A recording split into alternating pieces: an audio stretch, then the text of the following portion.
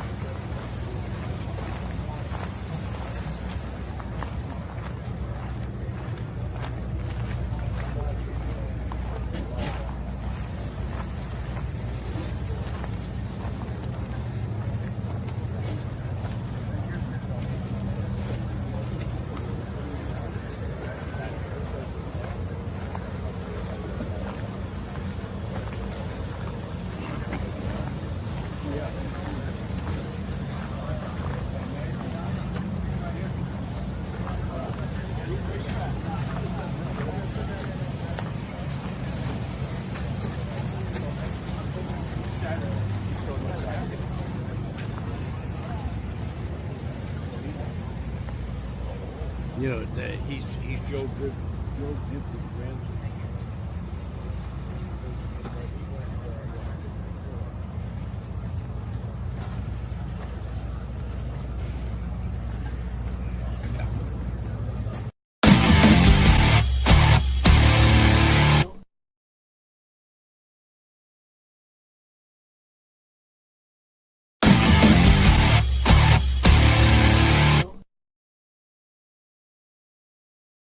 SprintCarUnlimited.com, coming to you from the dirt track at Charlotte, the real dirty track at Charlotte.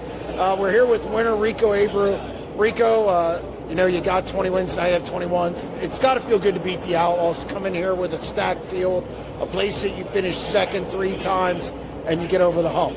Yeah, you know, great race pace there when you really break the race down and the way the track develops, them throwing the tires into the grass and letting the kind of the race play out. But we had a lot of caution laps there, Jeremy. I was really nervous in the beginning of the race with just how much fuel we burned in the dash to, you know, we were about a gallon a lap. So I was really aggressive on the fuel valve, which I you know, in my career, I've never really had to think about that stuff. And, you know, when the air's this good, you burn a lot of fuel and you want to make it to the end of the race, especially when you're pounding the cushion like that. So these guys on this 24 car, they just do a great job. They're really passionate people. We just work really well together, and I'm just in an incredible position to be racing with you know, some special people that love racing.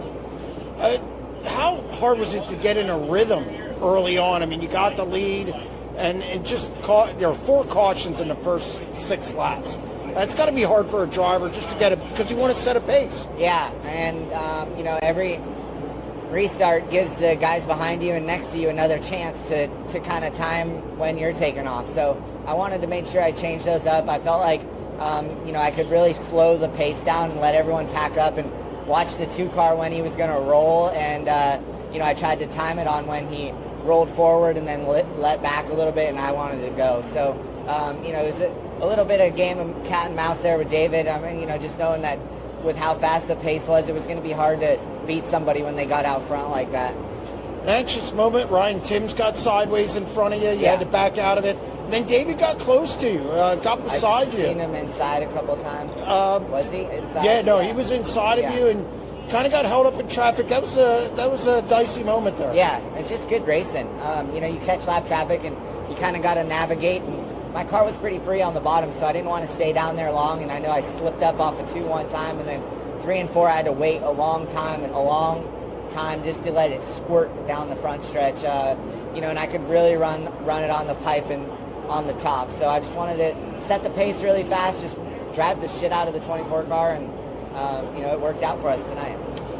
You don't get to run with the Outlaws as much anymore, obviously, running high limit. How satisfying is it to come in here and win one of these things? Yeah, I mean, it's always good to beat the best drivers in the country. So this is a really tough weekend for drivers, and just to get good runs at this racetrack. And these guys on the Outlaw Tour are no slouches. So to get a win tonight, I'm looking forward to just putting ourselves in position Saturday, though, and hopefully we cap this thing off with 3 in a row. Shelve all the stuff of who's the best.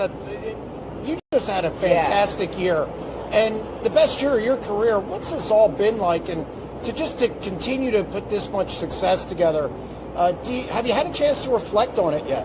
I'm going to be honest, no, just because of how fast-paced our sport is and how fast-paced my lifestyle is. We never slow down, and but I get the luxury to race with the best in the business, working on my race car, from Ricky to his mentorship to Zach and Brady to me. What Ricky's done for me with my craft of racing and how I've just allowed things to play out and understood these races and just really appreciated being at the racetrack. And staying humbled through the success, understanding kind of why it's there and why we're continue to work hard for it. I think that that's just what's been really special for me to navigate and to hopefully bring this to Tony Stewart Racing next season and get them. My goals are going to be to get them a Knoxville Nationals, Kings Royal, and High Limit Championship. Well, congratulations on another win. Thank you.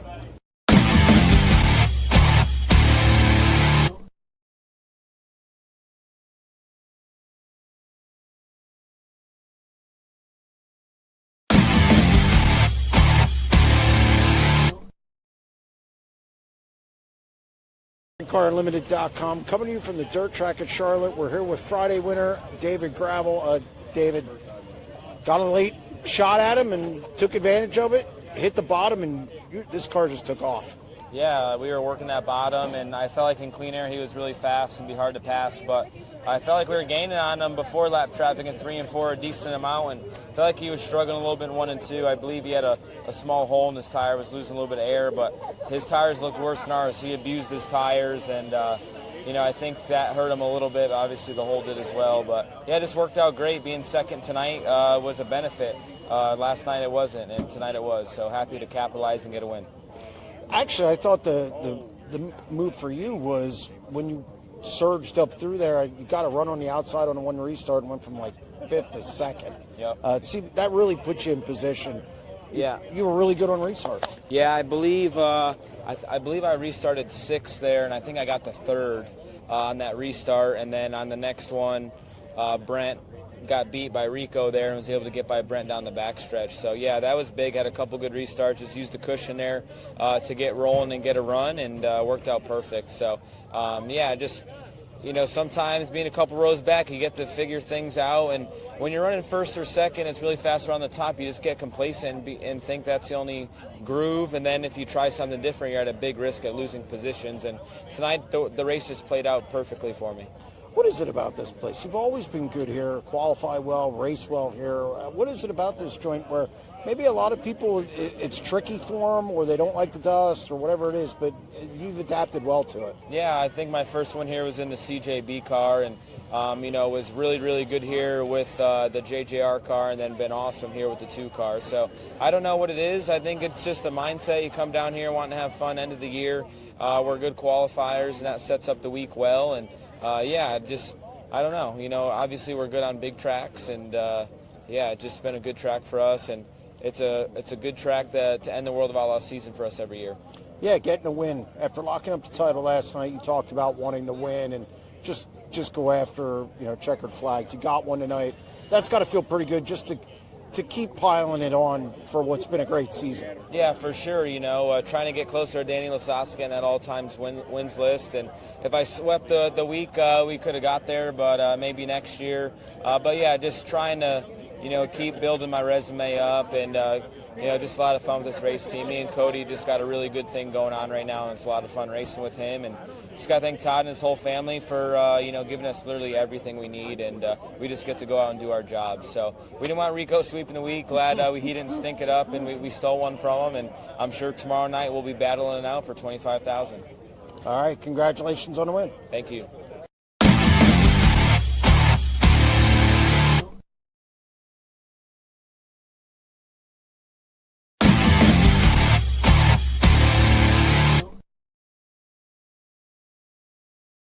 SprintCarUnlimited.com, coming to you from the dirt track at Charlotte. We're here with World of Outlaws Championship crew chief Cody Jacobs, 2 in a row.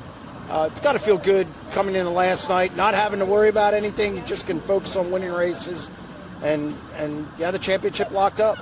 Yeah, for sure. It's about the first time in 5 or 6 years where we came to Charlotte and can enjoy it, actually. So no pressure. It's been a great year. Everybody's done a good job, and hopefully we can get one more win tonight. Compare the first trip last year to this year's championship run. What was different about it? Anything? Was it maybe easier this year just because you've done it once? Take us through that. Yeah, I don't think anything was easier, but it definitely, I think after doing it once, you got a little bit better idea on how to approach it and how to handle, because you've been in the situation before. There wasn't much pressure as far as a tight points race, but I mean, it's not over till it's over. So that's kind of the mentality we had, is just, keep fighting till the end and just keep trying to win these races. Do you approach, as a crew chief, when you come into a second year, when you're defending this thing as opposed to trying to get your first, do you change anything that you do, or do you keep everything the same and just because, hey, it's not broken? No, I think, we just keep working on our program. There's nothing we really change for a particular deal. We just keep building our program and working on a program to be better and just keep winning races. So nothing different. Just keep working, keep learning, and working on our program. Weird year, because you guys were the best team all year. I'm comfortable saying that, but didn't get those huge wins, that like you had last year. That has to be, at least I know talking to David, that was one frustrating thing for him. Knoxville and the Kings Royal Week, and just those things just didn't work out in your favor. Yeah, I just think that's the way it goes sometimes. Some years you feel like you can go to them big races and you can't do anything wrong, and then there's some years where you just can't catch a break. And I think that was just one of those years. We were plenty fast enough. Obviously the Kings Royal Week was just a nightmare of a week in general, and then the Nationals, another heat race misfortune, and we had to battle back. But I think we had, the speed and abilities to do it. But yeah, got a lot of wins. Just didn't get the crown jewels that we wanted, but we'll just keep working towards it for next year for sure. Consistency. These are Steve Kinzer numbers, Donnie Schatz's numbers. I think it's been understated a little bit. I think your average finish is like 3 point something. Very few DNFs. You had a couple here, toward the end of the year, but I thought the consistency, I think you guys might have been better this year than last year. Yeah, for sure. And that's just something that I feel like just building our deal, building our program too. And a credit, we had a few hiccups this year, which was to nobody's fault. It's just, some crazy things happened with engines, and we got a flat tire, I think, out west. That was one where it might have knocked our average back a little bit. But yeah, and a credit to David, taking care of the equipment, doing a good job, not putting himself in harm's way. So just all around consistency from our team. David doing a great job, and I think that's what you saw this year. I think it's difficult winning these things, and I think fans don't know how difficult it is to win a World of Outlaws title. If you could just quickly summarize, how tough is this deal? It's very tough. It's the best drivers and the best teams in the country that run a very grueling schedule that it takes time to learn. It's just like there's different segments throughout the year, I feel like, and you got to kind of learn the different parts of the year and figure it out, and it just takes time. But it's very difficult, and that's why the World of Outlaws are the best. For you, did you ever imagine being a two-time World of Outlaws championship crew chief? I remember you were with Tim Schaefer a lot of years. You drove it one time. You said not very well. Far better mechanic than I was a driver. But did you ever imagine being in this spot, being with a team like this, being the best in the country, and having a driver like David Gravel with you? Yeah, I mean, I don't know. You just work to get to this point, I feel like, and everybody's got a different path, and I think for me, this is what I want to do. I wanted to, be a part of something big and win championships and win crown jewels and get with a good driver and a great car owner. So yeah, I mean, in a sense, it is a dream come true. I feel like we are the best sprint car team and organization, top to bottom. We've got a great car owner that gives us everything we need to be successful. I got great guys that help me do my job good, and obviously David's the best at what he does, and it's just an accumulation of great people, the funds and everything to make this deal what it is, and we're going to keep building it, keep learning, keep building our program, and see if we can string together a slew of these championships like Donnie and Steve and some of them guys, and we'll just take her 1 year at a time. All right, well, congratulations on another great season. Thanks, Jeremy.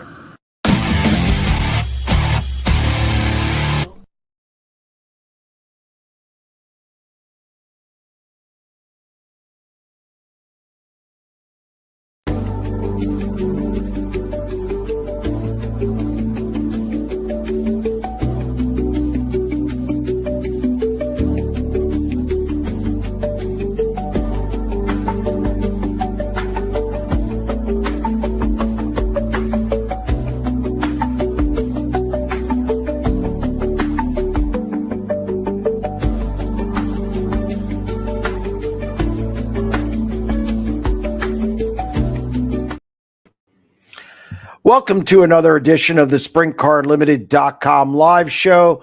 Anybody jump in the chat, you can call in. The number, if you want to call in, is 1-844-543-8589. Before we start answering any questions on the chat or go to the phones, here are just some of the things we could talk about this week. I think at the top of the page is Kerry Madsen. Was kind of news we released yesterday. Vermeer Motorsports is going to be cutting down from 2 teams to 1. Hunter Schoenberger is being let go. Kerry Madsen will be the driver, and Ty Wolfgang will be staying on as crew chief. The team will run a national tour, but funny thing is they didn't announce which one it would be, which led, of course, to the 90 at 9 this morning, which I think a bunch of teams are going to be waiting to see what the Outlaws offer and what, as far as their bonus program, they're getting a bump to that. And on the high limit side, what's that non-franchise point fund going to look like? So we'll have to wait and see. Jacob Allen and Shark Racing will be hitting the road with the World of Outlaws next year. Driver Ashton Torgerson. It's kind of ironic that back in April, people were criticizing Shark Racing for even hiring Torgerson. He went out and won at Baps Motor Speedway, and he's had a decent year. I think we can all agree, probably better than what we expected. And now he's on the World of Outlaws tour looking for Kevin Gobrecht Rookie of the Year honors next year. So if you want to discuss that, we can. We have World Finals, or coming out of World Finals. We only have one race left. One race. I'm not upset about it. It's been a long season, but World Finals, plenty of storylines from there. Rico Abreu was the most consistent driver. He had a win and 2 runner-up finishes. David Gravel, Coronation. We knew he was going to win the title back in April, and he got it done, put a cap on that. He wins on Friday night, was leading on Saturday, and he couldn't see the cushion. And instead of hitting the wall, he kind of backed it in there, saved the car. So not how he wanted to end his season, but still just spectacular numbers. Spencer Baston debuted in the Stenhouse Junior Marshall Racing backup car to Sheldon Haudenschild, had 2 top 5 finishes. I think we also need to take a look at Kyle Pruitt. I've heard a lot of different things over the last month, some negative, and all he's done is win with Sheldon Haudenschild and also had a good showing with Spencer Baste in their first weekend together. So that's all interesting. Buddy Kofoid, he wins the finale at Charlotte, and that's his 13th win of the season, 12th with the Outlaws, $833,000 this year. That's ridiculous. So any of those topics you want to hit on, or anything else for that matter, start firing away, and we'll get started here.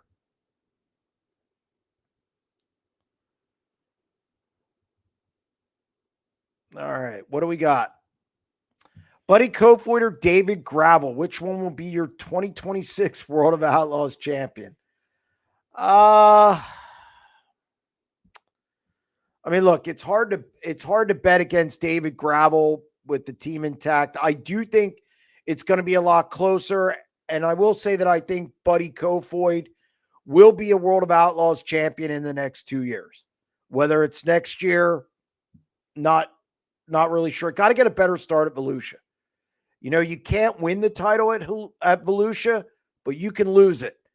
And Buddy Kofoid had a horrendous Volusia last year. So if he can get through that and he can get off to a quicker start, I think that he can definitely win the title. Any outsiders coming to BAPS this weekend? Yes, Tanner Holmes will be there. I've heard that there could be another Oregon driver there. I'm not going to release that yet, but he will be running the 2 car that Gerard McIntyre raced this year in Central PA. Not a big name. People probably haven't heard of him unless they were really paying attention to the West Coast scene, but a good young driver. I think you could have Spencer Baste in there. Shark Racing will not be there. I think Cy Lynch is going to be in the Indy Race Parts car. So it should be a good field. We'll have Danny Dietrich, obviously Anthony Macri, Chase Dietz. We will not have Troy Wagaman. I think the crew's hunting. So, but still, should be a really, really good field. What is Donnie doing in 2026? He'll be racing the World of Outlaws. I'm again not going to jump too much into what he's doing. I think you could see more than one car for him again, or at least the beginning of the season, but we'll see. But I have no doubt he'll be with the World of Outlaws next year. What are your thoughts on Mansfield Speedway taking one of the high limit TBA dates?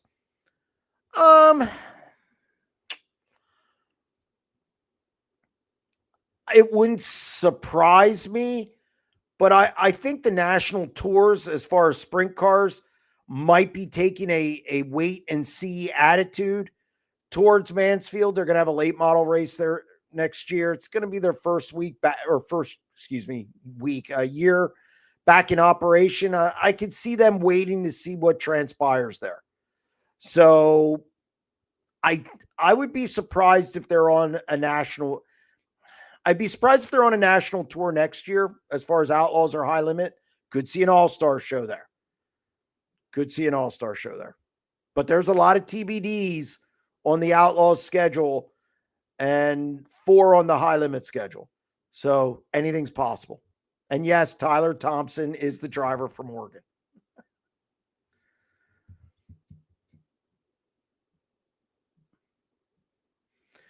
Is the 1A to the Outlaws a surprise move? A little bit. I'd say a little bit. I didn't know what would happen after Bobby passed. I know they were waffling between high limit and the World of Outlaws, and the reason I know is because Bobby showed me his cell phone the day before he died, and it had questions for each series. I talked to him extensively that night, 25 minutes. And I thought high limit might be the direction they go. But when he passed, I didn't know what Jacob would want to do with the team. I figured they'd race. I had no doubt that would happen. But I didn't know if they'd do another year of pick and choose. It makes sense. Bobby was an Outlaws guy.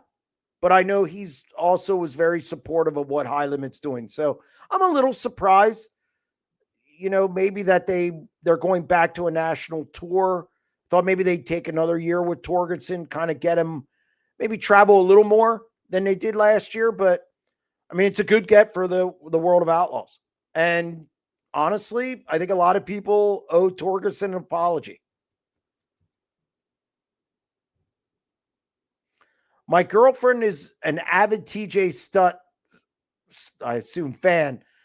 She is upset he won't be racing local next year. Have you heard what his schedule looks like? There have been rumors that he might run the World of Outlaws. I have talked to him. He said he didn't know for sure. It's something that I haven't checked back with him yet, but he was up in the air on it. So I don't think anything definitive's been put down as far as what he's going to do. Pete on line one. Pete, what do you got? Well, I was just going to get your best and worst from World Finals and or biggest surprises, however you want to put it. Just what did you take note of this past weekend? Well, obviously Spencer Baston just came out of the gate strong with Kyle Pruitt. Sheldon was fast too, just had some unfortunate, wrong place, wrong time a couple nights. But I thought Spencer looked really, really, really good. And I don't buy into this, he's racing for his job or he's motivated. I think he's no different. No. I think he's no different than he was last year when he was in the 14. I just think he's in a better situation for him. So that was a big one. I'll tell you who was really surprised me was Chase Randall. He finished 5th and 6th, two of the 3 nights. Struggled a lot this year with high limit. And, that field was loaded and he came in there and looked really, really good. It's maybe something he could take into the offseason. I think he probably could use that. I'm always impressed by Buddy Kofoid. Again, I thought Rico might get him on a restart, and Buddy had him covered. So, guys I thought would do better, Logan Schuchart had engine trouble. He blew 2 up, and then, of course, he got in a crash as well, so it was not a good weekend for him. He's probably happy to go hunting this week. Another guy who didn't look good is Me too. Yeah, I mean, another guy who didn't look good was Carson Macedo. Didn't have a good week. 7th, 8th, and 9th, I believe he finished the 3 nights. So those were probably the biggest disappointments and the guys who really stood out to me.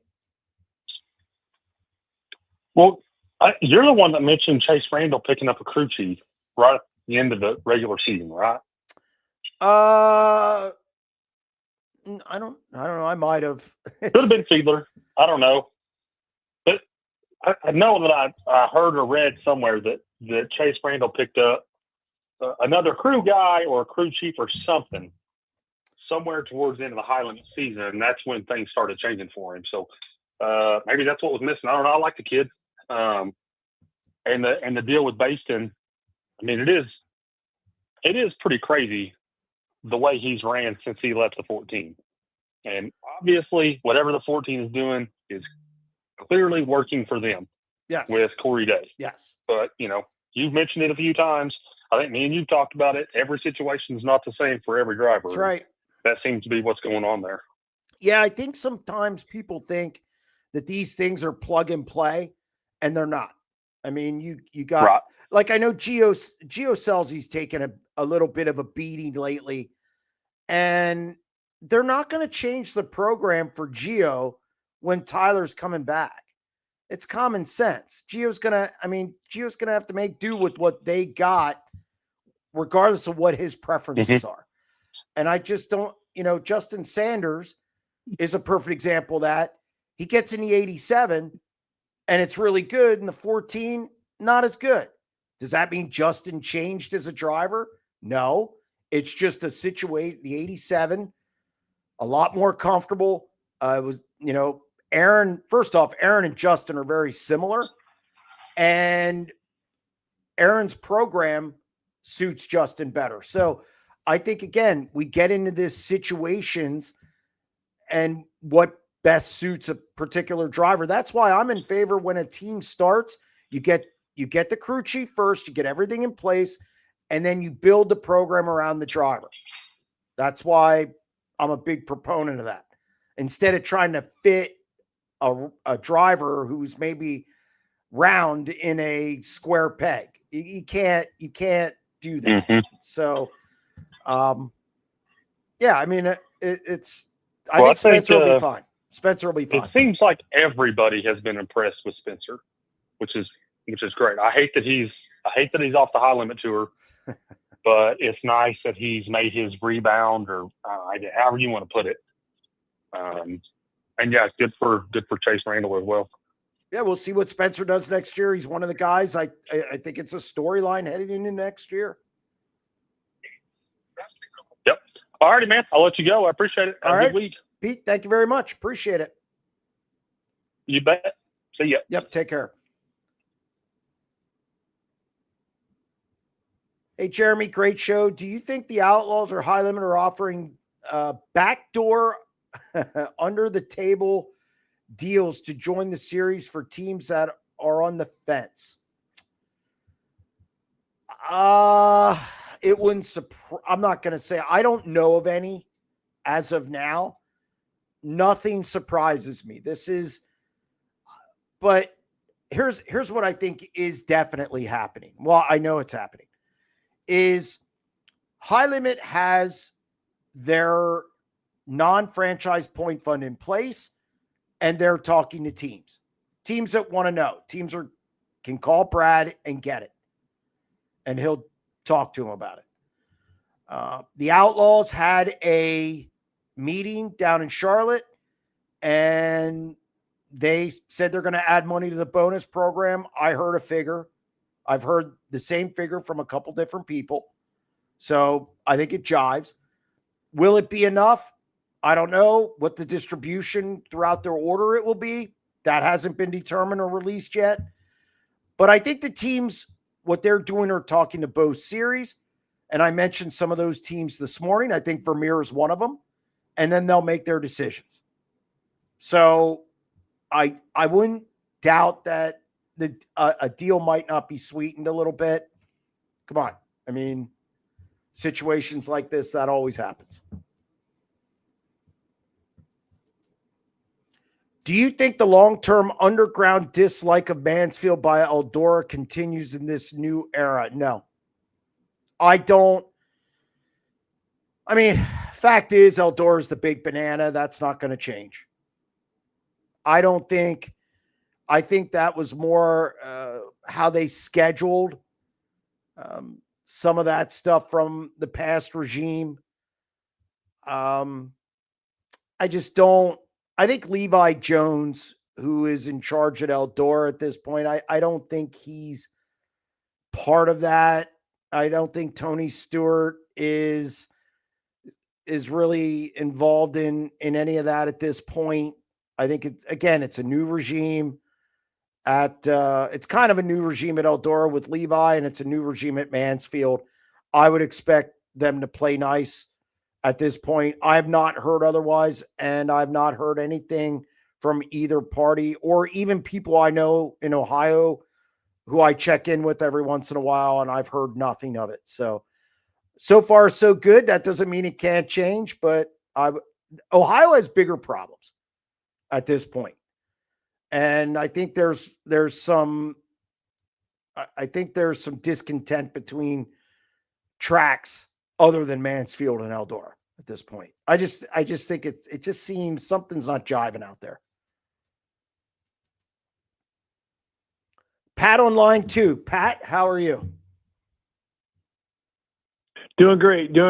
Howard, hey, I just want to say I really enjoyed watching the racing this past week. Yeah, Saturday drug out a little bit with the lightning, but whatever. It was still awesome. It's what it is. And I mean, I think we're all doing a lot of bitching and complaining, but my God, we got 2 series that are throwing a lot of money. We got local tracks. Like I go, for instance, our track here in Sioux Falls, Huset's is, my God, what a facility. And Todd and Doug are kicking butt, and Knoxville is up the pay and what they're doing. And mean, yeah, there some stuff for other places to work on, but I think we got a lot of good stuff going on right now in racing, and what an exciting time to be a fan, and I'm so happy that there's so much good, positive stuff going on right now. And I just, I mean, I went out to Pennsylvania to the Tusky 50 and loved every minute of it. What an environment. What an atmosphere. And I had a friend come up from Tulsa who went to the High Bank Nationals, and it was just a great atmosphere. I mean, race fans everywhere you looked, and God, we just had a blast. And I just think we got a lot of good stuff going on right now in racing too. You know, and I think we need to look at the positive side a little bit more than the negative all the time. So. Yeah, I mean, look, I wanted to throw that out there. Well, I'll even go with the racing aspect of it. I mean, we hear all the time, "Oh, the racing's so bad," and I don't see it being as bad as what some people make it out to be. Now, could it be better? Well, sure, and I think they're testing tires for a reason. So I agree with you. I mean, look, I think both national series can survive. And do I think it's growing by leaps and bounds? No. Do I think there's problems? Yes. There's problems with everything. The NFL has problems. But yeah, no, I think right now, I think we have some good racing. I think it's easily accessible to everyone. And I thought the racing, Texas, down in Texas is a perfect example. I heard horror stories about Texas Motor Speedway and how bad it was. It wasn't bad. And they had rain the one night. It was fine. So yeah, I do think sometimes we need to temper some of the criticism, just as long as we keep it all in perspective. I agree. And I tell you what, I just read a little bit ago on one of the tweets that the Outlaws paid out $500,000 more than what they did a year ago. And man, that's awesome. I mean, that's awesome. I just, I don't know. I guess I just think we're so lucky right now to have all this. And I think there's a lot of good things on our horizon. And because I'll say this, I think a lot of people are upset with NASCAR, and I think we just got to drag some of these NASCAR fans out to a sprint car race, and they'll probably never watch NASCAR again. So, well, I'm not going to go that far. That's a slippery slope, because I think NASCAR fans are NASCAR fans. I'm not going to bag on NASCAR because I've covered NASCAR races years ago. I haven't done it, obviously, for about 10 years, but it was no different then than it is now, really, except you have a little bit different format. Look, my dad's a big IndyCar fan, and he's also a sprint car fan. I'm not going to prop up. Yep. I'm not going to prop sprint car racing up by taking a shot at NASCAR. I will say you were talking about purses, about $1.1 million higher this year as far as money paid out in sprint car racing. Yep, that's awesome. So that's awesome. That's awesome. Hey, how's the weather looking this weekend for BAPS? Is it? I'll be watching. I'll be buying the pay-per-view from you and all that. I appreciate how are that. we looking? Is it positive or? Yeah, 55. It's about 55 degrees, sunny, partly cloudy, and we should be good as of now. Well, let's hope it goes off. I can't wait to watch it, and then we'll have ASCS races on Friday and Saturday night also. So a little bit more racing yet. We got to enjoy it while we got it. So, all right. Thank you, Jeremy. Hey, no problem. I appreciate it. All right. Can't believe Jeremy would not say go for it. I didn't say he wouldn't. I said in the next 2 years, which I've said all along. I'm remaining consistent. I'm the mayor of fair. I'm consistent. I think in the next year or two, could be next year, could be the year after, he's going to win the title. I think that team is obviously they've been together a little now, and if it got to get a better start, Volusia's critical. Like I said, not going to win it down there, but he could lose it.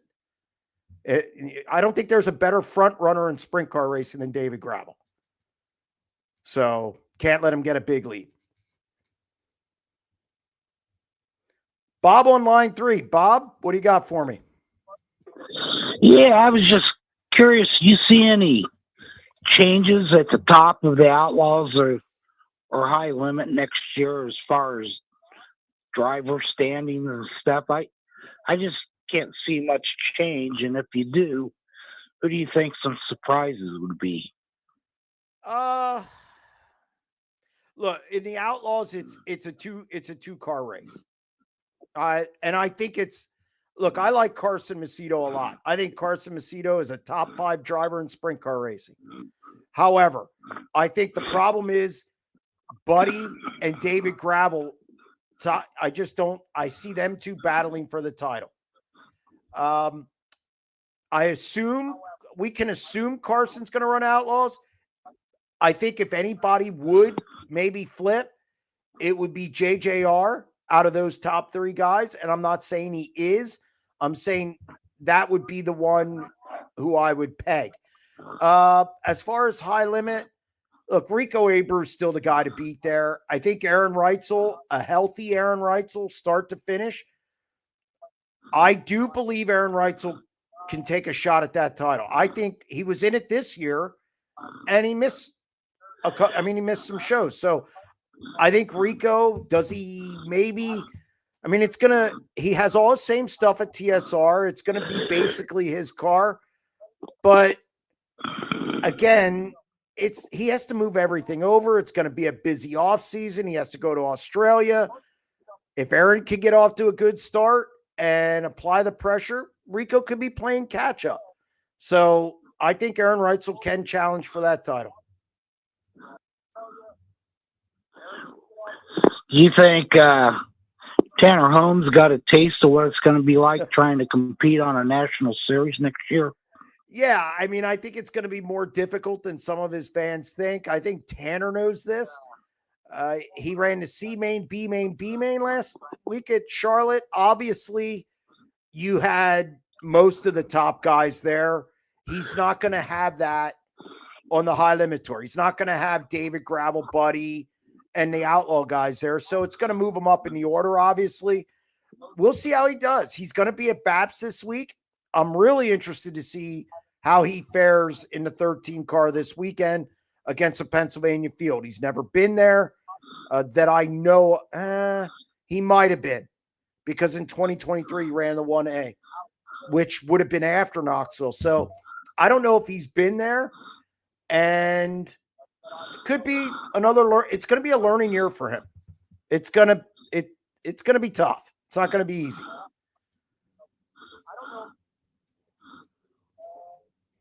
So, well, that's pretty much all I wanted. Thanks for taking the call. Great show as always. Thanks, Bob. I appreciate it. Good. Yep. All right. Who gets more wins next year? Holmes 13 High Limit or Torgerson 1A in Woo? Probably the same.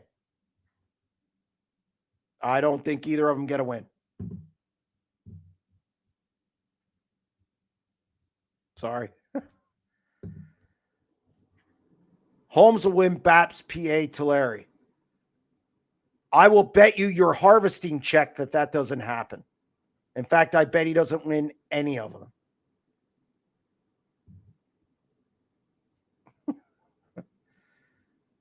All right. What else do we got? Thoughts on Donnie's performance at World Finals? He was sporty on night 2. Yeah, he was, and we didn't get to see what he could do the final night when basically if he junked the car, it doesn't matter. Look, I've given my thoughts on Donnie. I think Donnie can still win some races. Absolutely. Do I think he's going to compete with David Gravel for the championship and Buddy? No. But I do still think he can win some races. I think, again, and I mentioned it about Gio just jumping in a car. I think Donnie was in a position. I didn't expect him to go out and win races in the cars he jumped in. I mean, they were thrown together. He had one car and one motor with sides and JVI. There's no that was a tall hill to climb. It's not easy. Looked really good, Friday night. The track kind of got slick. He could roll the middle. I think the final night, I don't know if he could have caught, but Buddy and Rico were really good. And obviously David was running out front. But look, we'll see. The one surprising thing he said to me at Charlotte was he thinks this situation that he's going to be in is going to be the best he's ever had. That's a bold statement, Cotton. I'll tell you what, because that TSR situation was pretty good for, it was pretty good for a long time. You win 300, you get 300 wins. It's not bad. So, again, we'll see how Donnie does next year. We'll see what he puts together. Again, I stand by that. I think he can still win races. Any surprise announcements coming out of the Hod camp? No. I think we all can expect the announcement that's coming.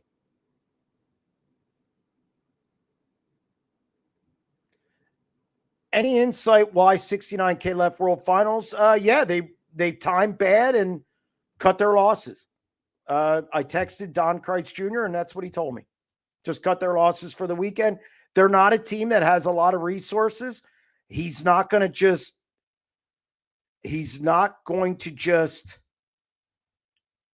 run around down at Charlotte. He's going to come back. He's going to go to BAPS and so on and so forth. So, yeah, no, that's it. That's all it was. They didn't blow a motor. They didn't have any internal issues. It was just they didn't time well. He said he missed the setup, and they were going home. Hey, Jeremy, do you feel that the World Finals is just too much racing? It just seems to go on forever. The stands are full. It's kind of hard to argue that. They make money each night at that thing, and I get that it's long. We could get into the work area. We could get into provisionals. I'll talk about all that stuff. But people seem to like it. And as long as they keep drawing crowds like that, it's going to continue.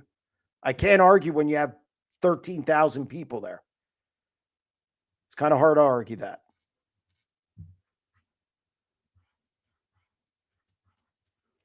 Pretty bad look for the Outlaws being forced to take all those provisionals. Those 30-car fields had a lot of chaos. Look, I hate provisionals. I've said it from the beginning.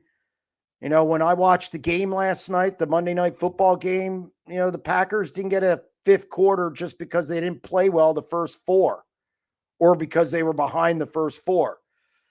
To me, you get what you earn. And if you don't earn your way into the A main, you don't earn your way into the A main. That's it. I will die on that hill. That's it. No free passes. You don't get a bonus.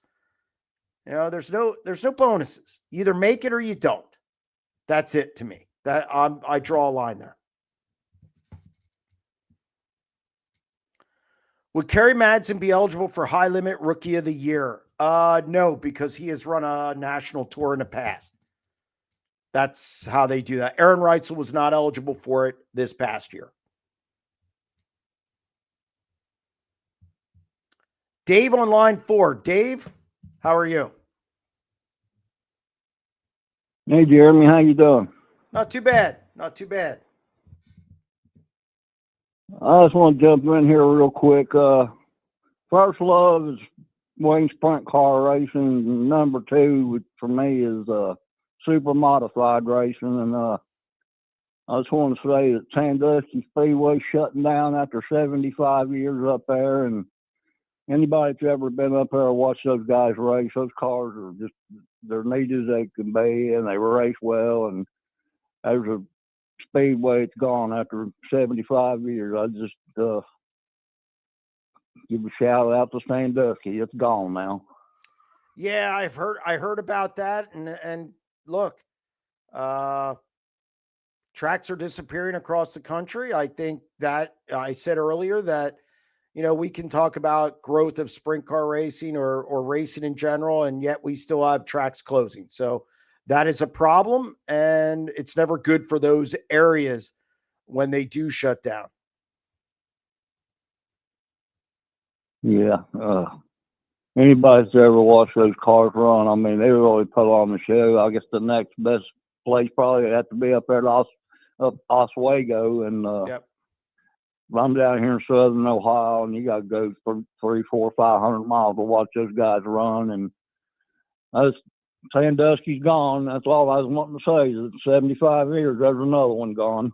Now, hopefully we can keep some of those old tracks around. Thank you very much, Dave. I appreciate it.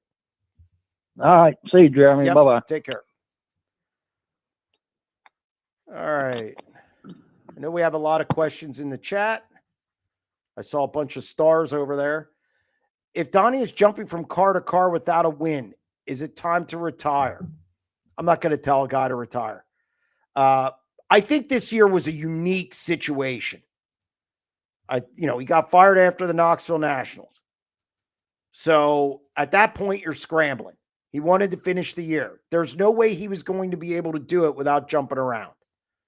Next year, I don't think he's going to be jumping around the entire year. I think he might start the year with a car and then maybe get in something else permanently. Okay, I'm going to leave it go at that. So I just think this year was unique. So retire.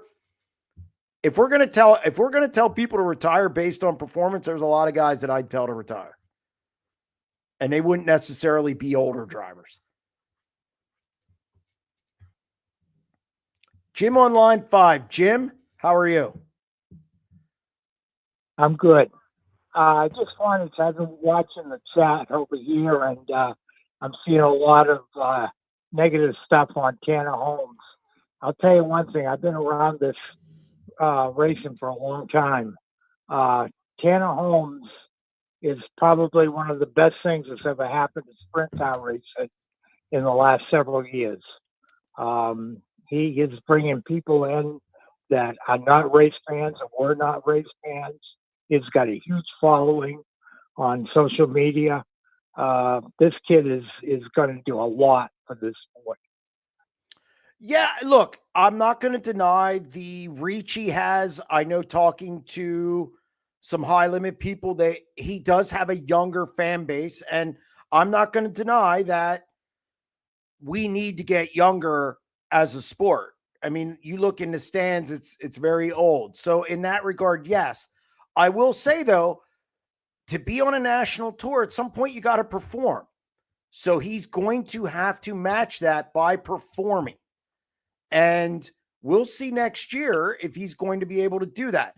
I'm not going to base everything on 3 races in Charlotte. I don't think that's fair, because if I was going to do that, Carson Macedo finished 7th, 8th, and 9th in one of the best cars in the country. So I'm not going to do that. But while it's good that he has all that following and he can bring people in and the younger crowd, yes, but he's going to have to perform. And that's what we'll see next year. Well, I agree. And I also agree with you that I don't see him winning any races next year. I do see him coming in the top 10 on several occasions. Sure. And I think he's going to have, for his first year, I think he'll do all right. Yeah, I mean, if he's going to win, it'll be on the West Coast. Maybe right. Maybe there's a place. I mean, it's going to be such a learning. It's going to be such a learning experience for him. And granted, I think he got a lot of experience with Shark Racing in 2023. But you're a sub. Yep. Okay, it's kind of like being the backup quarterback. The expectations are low, and you're not the main guy. But when you're the main guy, all the pressure lands on you. And I think Tanner knows that. And I don't think and I saw somebody says I don't I don't like Holmes. I have no problem with Tanner Holmes. I've talked to Tanner Holmes. I've interviewed Tanner Holmes. He speaks well, seems like a nice kid. I have no issue with him. I'm simply saying that, when you're on a national tour, you're going to have to deliver results, or you end up not being there. So I think it's great that he brings in a younger crowd. Definitely when I walk into a racetrack, I see a lot of old faces, and they're older than me, and I'm 53. So we need to get younger as a fan base. If he brings in a younger class or younger group of people, that's great. But you still have to match that with results. And he knows that. And it's going to be a learning experience next year. Yep, I agree with you, Jeremy. Anyways, good show, and keep up the good work, and I'll be watching at Babs this weekend. Thank you very much. I appreciate it. Okay, bye. Before we get to a next question, I saw Jim, and I thought it was Jim from Buffalo, but the Bills tanked in Miami this week. I don't know if we'll hear from Jim from Buffalo this week. I thought of that. It's pretty bad. That's the first thing I thought about on Sunday when they were getting kicked around by the Miami Dolphins. So, and then my Hershey Bears beat his Rochester Americans on Sunday too. So not a good weekend for Jim for Buffalo. So we'll see if we hear from him. Go ahead, Eric. Put up the next question. If you had to pick a young PA driver to start your sprint car team with, who would you choose from? Cameron Smith would be my choice right now. I think he's made progress each year. I really liked what I saw from him at the Lincoln Final 50, and I just think he's getting better and better. So it would be Cameron Smith. Tom on line 6. Tom, how are you? All right. What do you got for me? Have you heard anything about Bloomsburg lately? No, and I think that could be a dead issue because there's a noise ordinance up there, and the town was really never supportive of it.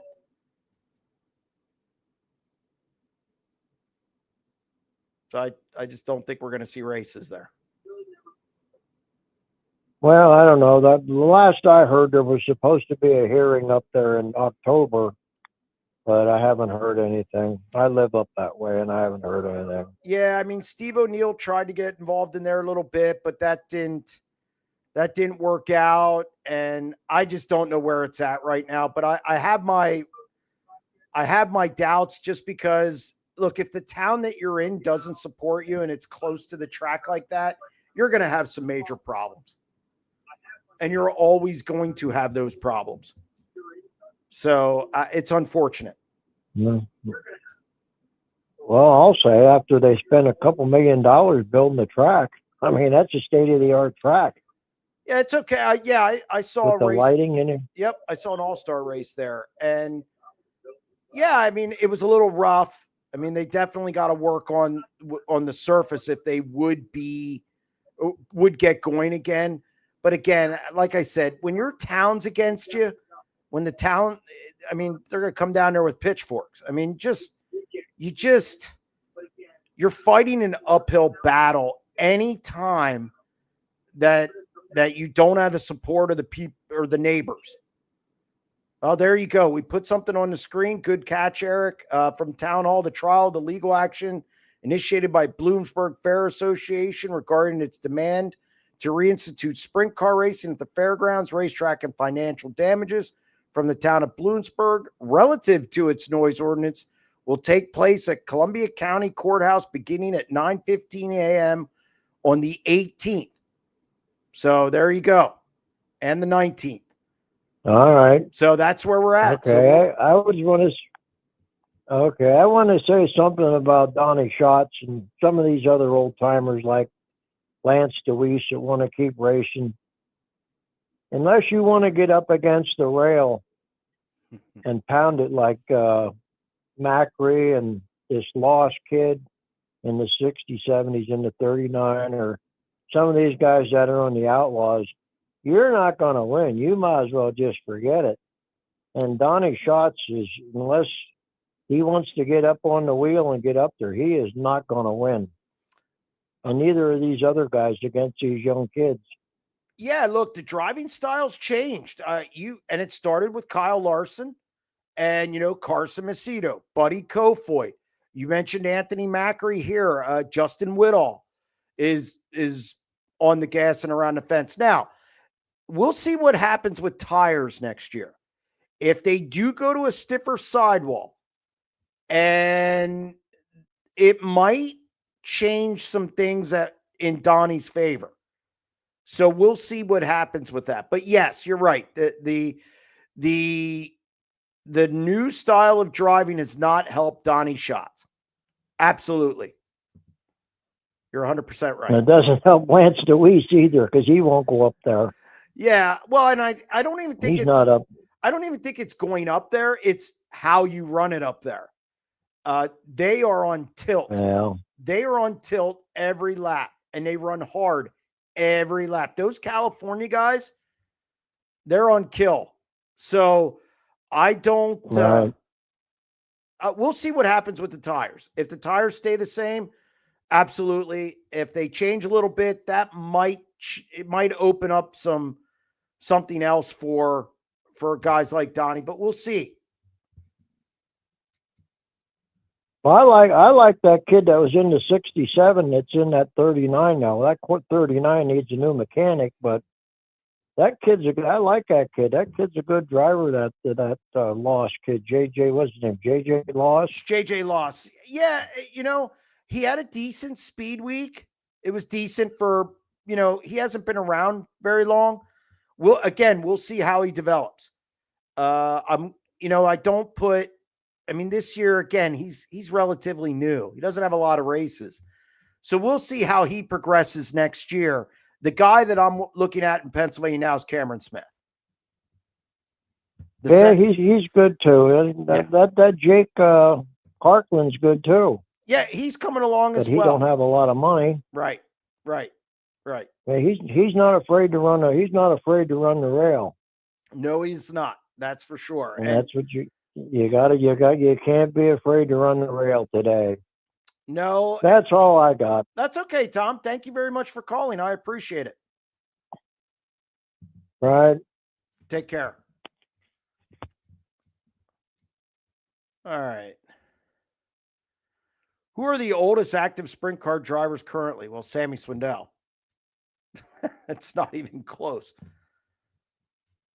As far as 410 now, I know there's that Kennedy guy. Somebody just said Jim Kennedy. He runs 305. I knew he was still racing once in a while. Do you think that the World Finals at Charlotte should include the Extreme Outlaw midgets next year? I would love to see midgets on the dirt track at Charlotte. Absolutely not. We don't need 4 divisions. We don't need to make it a 10-hour show. And I think they'd be flipping all over the place. I don't want to see a midget go around Charlotte. No. Don't need that. Some places they just shouldn't be, and that's one of them. New prediction. I think Sam Haferteep will join High Limit. I've heard that. I've heard he's inquired about it. So we'll see if he goes that direction. Sam has dabbled in 410 racing and with the All-Stars, and he said that he's going to run 410s and then he goes back to 360. So we'll see what happens. I have heard though that he is inquiring about High Limit. Pat Harvey in California. Okay. Oh, okay. He's 80. Oh, my word. Well, God bless him.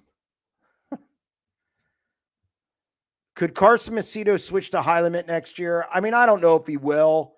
I think if there's any team that would consider it, it would be them.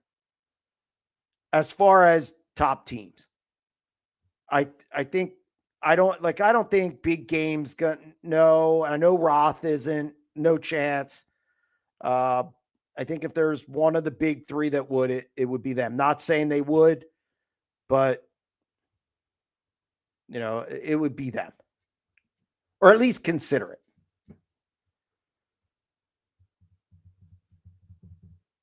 Thoughts on Dason Pursley in the 9 car? Will he be able to bring KKR back to winning in high limit with Brad now retired? It's going to take time. It's going to take time. I think he'll win a race next year or maybe 2. They got to get their crew chief thing squared away. Which I will be talking to their crew chief this week. In fact, I was supposed to call him today and forgot because I got tied up doing some other stuff. I had to podcast today with Ryan Hand. But yeah, I think Dason, he's not going to contend for the title next year. This is a project. Remember, Brad Sweet was a project. And Casey's pretty patient. And I think they'll wait on him. But I think he'll win a couple races next year. Was Cole Macedo's year disappointing? Ooh, very good question. I thought it would be better.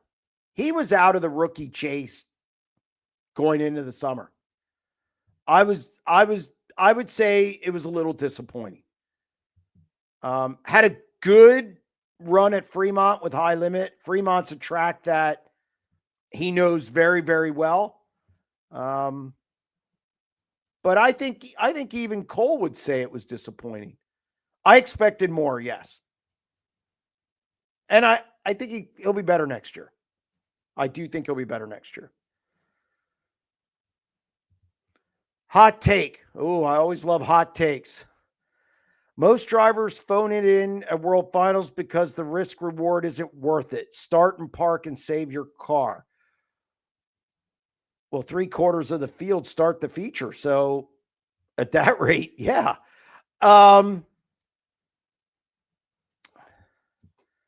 don't think they mail it in. I think you get in a position where, hey, unless you're one of the big guys, one of the top national teams.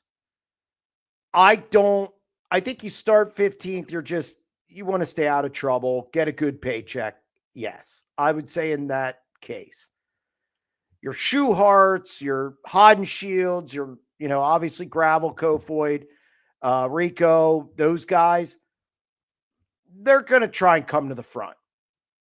But I think your lower end, like say a Connor Morell or a Zach Hampton or some guys like that, or even some of your independents, I think that they're not going to smash them up. So in a way, I don't want to say, phone it in. I just think they're a little more careful than some of the other guys. Is Sugar Bear part of the Dr. Midnight's gambling syndicate? I don't know. He doesn't strike me as a gambler. He works. I mean, he works hard, but I don't know if he's part of the. I am. I admit it. I bet on games every week, and I'm going to be hot and heavy on those Saints to go over in 2 weeks. So, yeah, nothing wrong with being part of the gambling syndicate. Corey Day is the hammer dog. Wow. Okay. Well, I don't know what that means. What was the vibe in the Woo pit area? You mentioned several times about the vibe in high limit pits. I mean, it was okay. It was okay.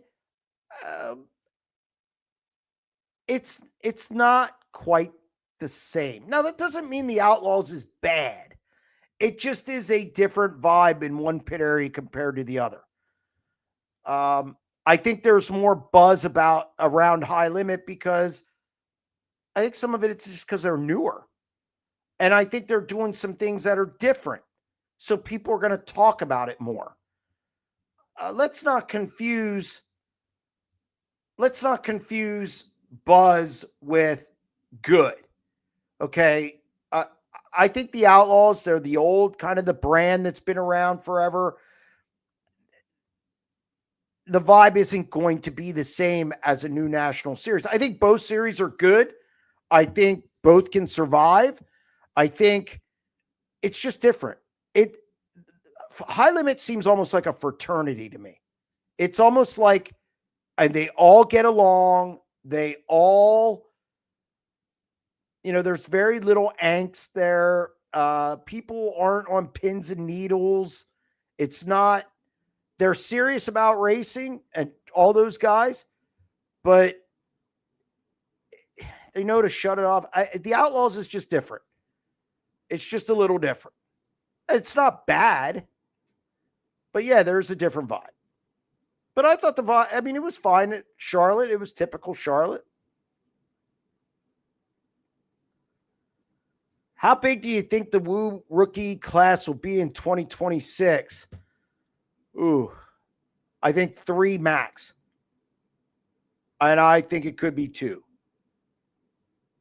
So I don't expect a big class. Not like this year.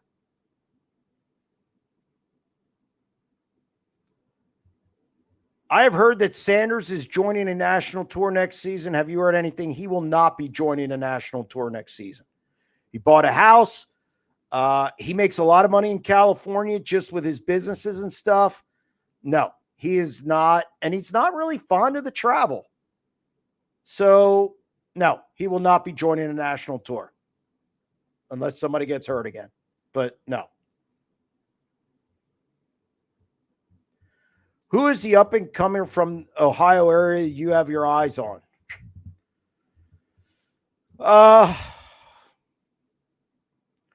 Casey Jedrzak has looked good at times. Passes a lot of cars, which is good. That's what I look for in a young driver is a guy who can pass cars. I don't care. Even the competition, can he pass cars? Do they have some racecraft? I think Casey does a good job with that. I think I'd like to see Bryce Lucius more. I'd like to see, because when he runs in Ohio, he's not bad. He's won some Speed Week shows, and I'd like to see him come out a little more. He made an Outlaws Dash this year. Now he crashed, but again, there's a guy that I would like to see more of. I'm not really sure how old Caleb Henry is. Maybe somebody in California can tell me how old he is, but I like Caleb Henry. I like him in Ohio. I think he's shown his worth the last couple years. So those are the 3 that stick out to me.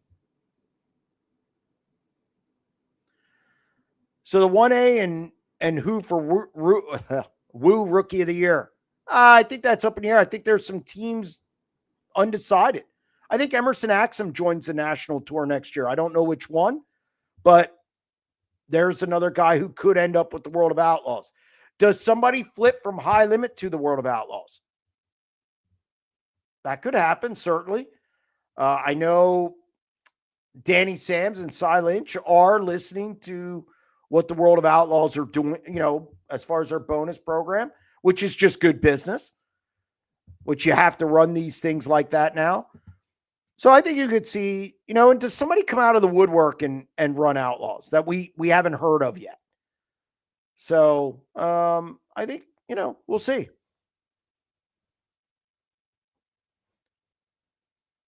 Don Kreitz and Dale Blaney didn't stick around Charlotte very long. Poor qualifying times that sent them back home? For Kreitz, yes. Dale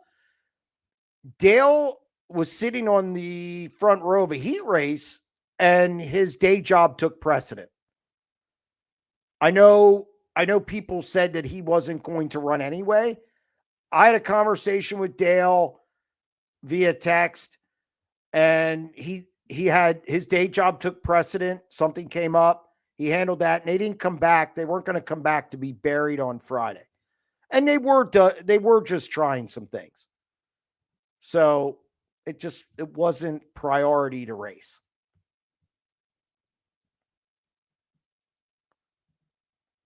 How painful were the 2-minute work area delays at Charlotte? Excruciating.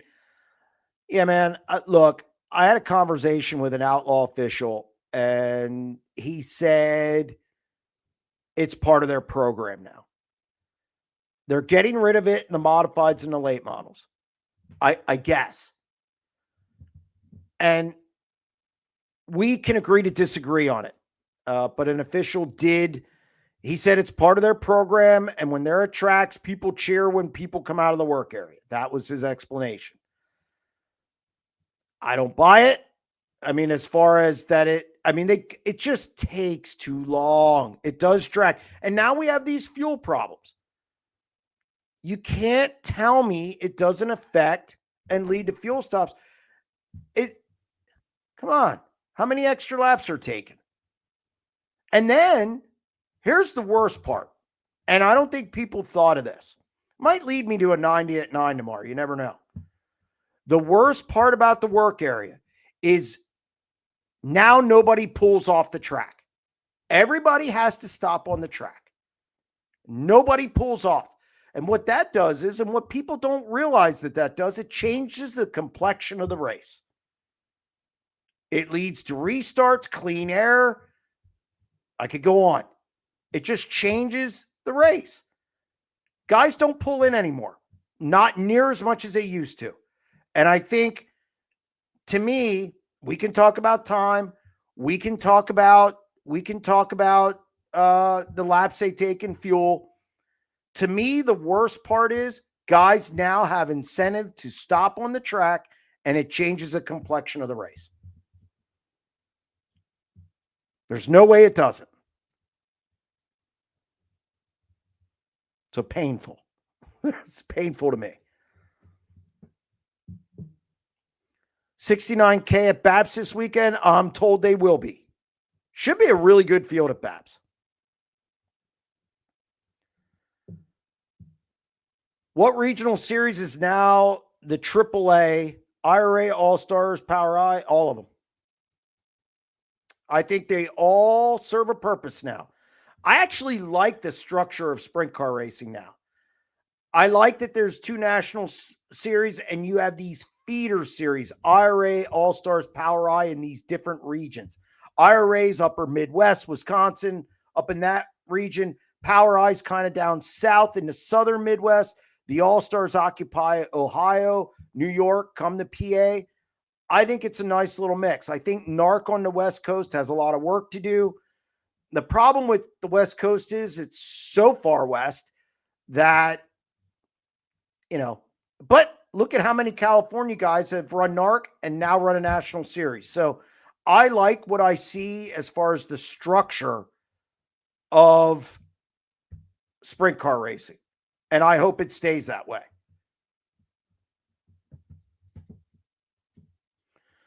Jeremy, I think National Series should allow one stop on the track per car. Sign up and get your spot back and get out of here. Stop it.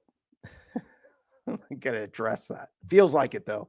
Do you think Sealands Grove will be part of whatever alliance / series in PA that's in the works? Yes, I do. I think, yeah. I mean, I don't know to what degree or how many races, but yes, they will be a part of it.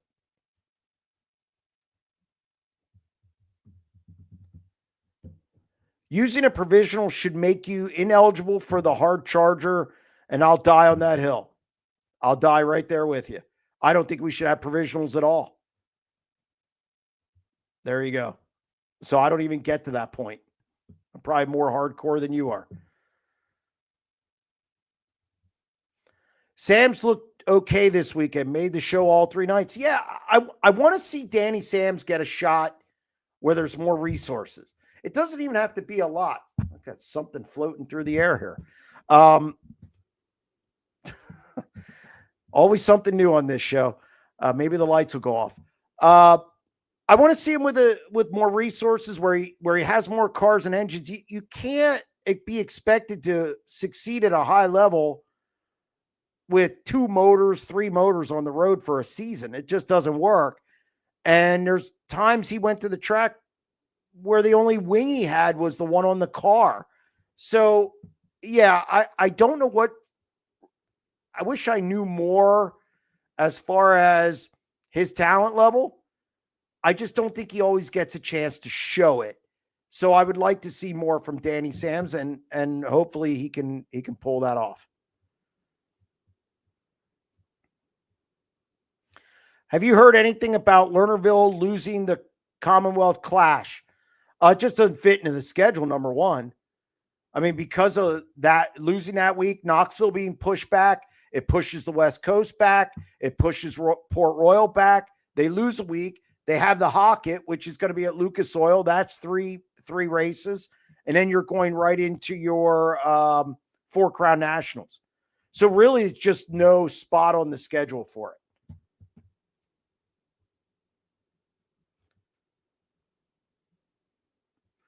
Do you think any USAC 410 pilots leave for wings like Danner? No, I do not think so. I think they'll dabble in it. I think that'll be the extent of it. I don't think it'll be full tilt. No. In fact, I even think that pool's going to dry up a little bit.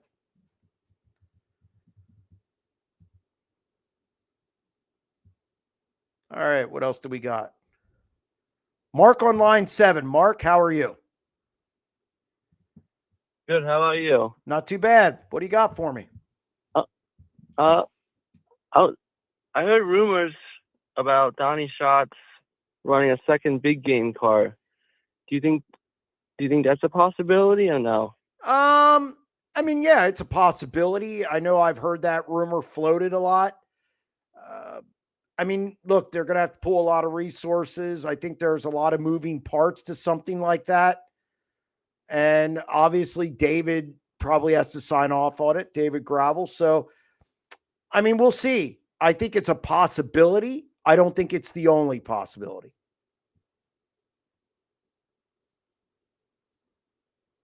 Do you think it would be full-time or like a part-time schedule? Oh, no, I think he'll run world. I think Donnie Schatz, whatever he gets in, will be full-time World of Outlaws. He has no interest in anything else at this point in his career. All right. Alrighty, that's all I got. Thank you. No problem, Mark. Thank you for calling. All right. Hit that like button, everyone. Yeah, I'm not going to tell somebody not to hit it. That's for sure. Look at Eric. So I love Eric. Eric once in a while promotes the show. You gotta love a producer like that. By the way, we do have the QR code up on the screen for this week's BAPS pay-per-view. Just scan that QR code. It'll take you right to the order page. Should be a good show. Just saw a post. The Outlaw late models will be at Sealands Grove. Yes, it came out today. I'm always cautious about that type of stuff because I just don't know how late models work here. I wish them all the best, and maybe that's a test for something in the future. We'll see. What is the Bill Rose number 6 plans for next year? I would be stunned if Zach Hampton's back in it.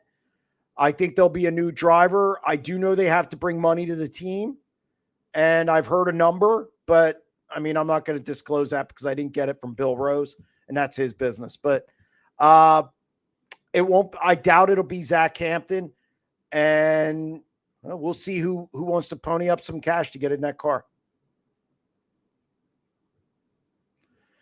Is this PA Alliance you talk about out? Is it anything like they ran in the 80s with Pabst Blue Ribbon series they had in PA? The Pabst deal was more like the hose heads deal, I think. It had a ton of races. I think most of the races in the year, and excuse me, I just can't remember back that far of how many races it exactly was.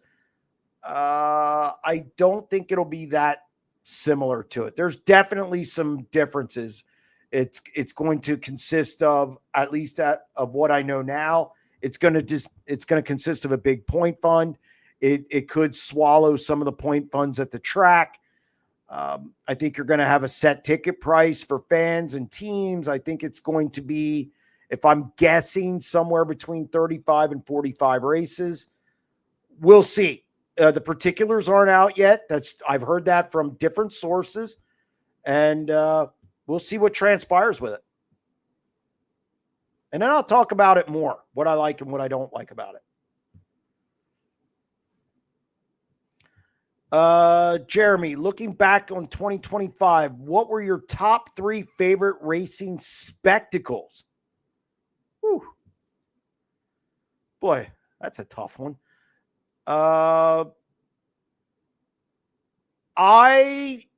Kings Royal to me, Kings Royal Week's number 1. To be honest, when I go someplace, like when I travel to a race, when not in PA, like outside of PA, I don't like to travel. I'm good once I get there. That's kind of how it is. And so Eldora, I had none of that. And I drive that. That's the only one I drive to. So I love the Kings Royal Week. It's my favorite week of the year. So anything at Eldora is a spectacle to me. I'd watch horses trot around that place.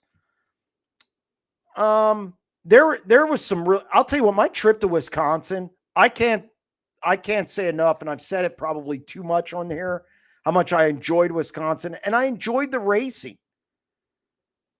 I really enjoyed the racing out there. So, I mean, I know it's not a spectacle. I've seen some close races this year. You know, I wasn't at the Dennis Roth Classic, but watching the Dennis Roth Classic, the battle between Gravel and Baston, I thought was tremendous. You know, watching Kofoid's dominance at Huset's, I appreciate dominance. Even if I like football teams, I'm not a Patriots fan, but when they went 16-0, I enjoyed it. So watching him at Huset's was enjoyable. Plus, it made me look smart. I always like to look smart. But watching somebody do that, it was much like Gravel last year when, you know, in 2024, when he won, you know, the Kings Royal and Joker's Jackpot, when Brent Marks doubled up with a historical big one and the Kings Royal. So those type of events are spectacles to me. And just some of the racing we saw this year was really good. I thought Travis Aarons's win against High Limit was dramatic.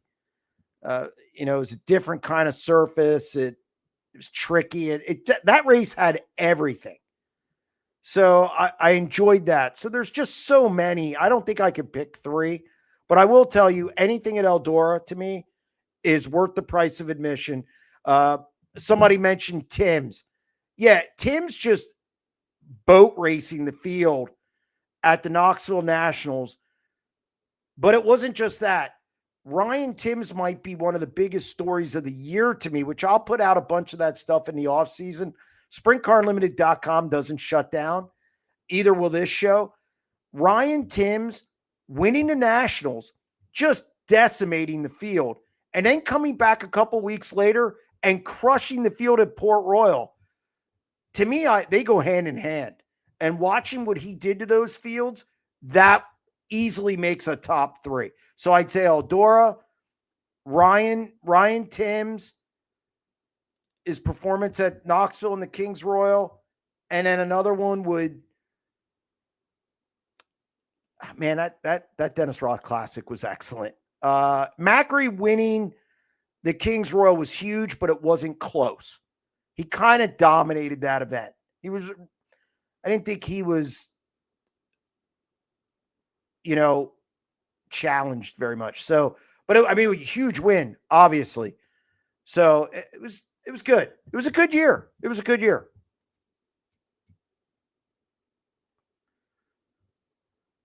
Do you know if go-kart teams spend $50,000 a year on tires? I know it's not a sprint car, but still inquiring minds need to know.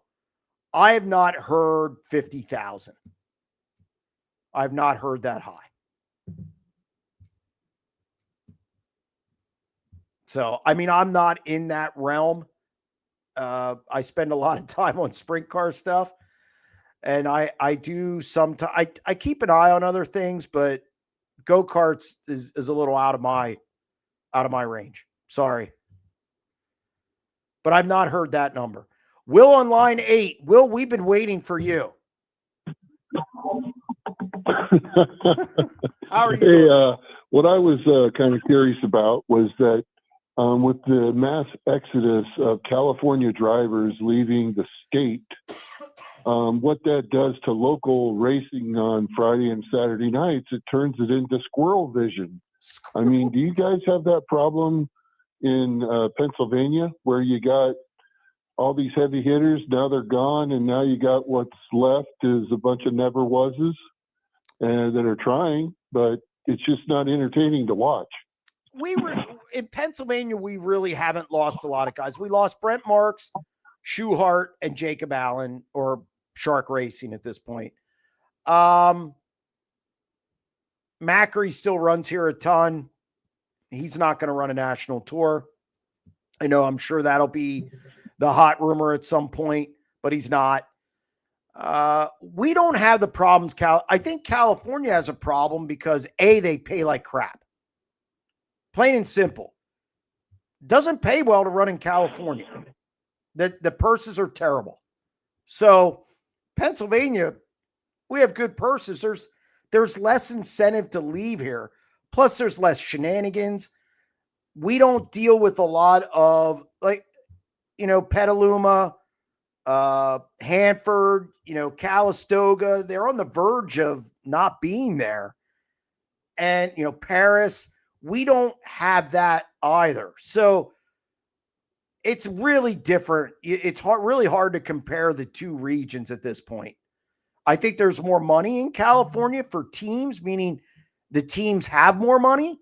We're more of a working class, gritty group, I would say. But I think California has the best young drivers, and then they leave because if you're going to be a professional, you can't race for a living out in California. You can't. You don't make enough. And what if the Outlaws don't go out there next year? I've seen their schedule. There's not a lot of room for it. So that's going to take more races away from California that pay more. So I think your Rico, Buddy, Gio, your heavy hitters out there, they had to leave to be professional sprint car drivers. That's true. That is very true. I guess I'm going to have to start booking flights to Pennsylvania to watch some good local short track racing, without the heavy hitters. Well, because we just don't have it. I mean, we just don't have it here.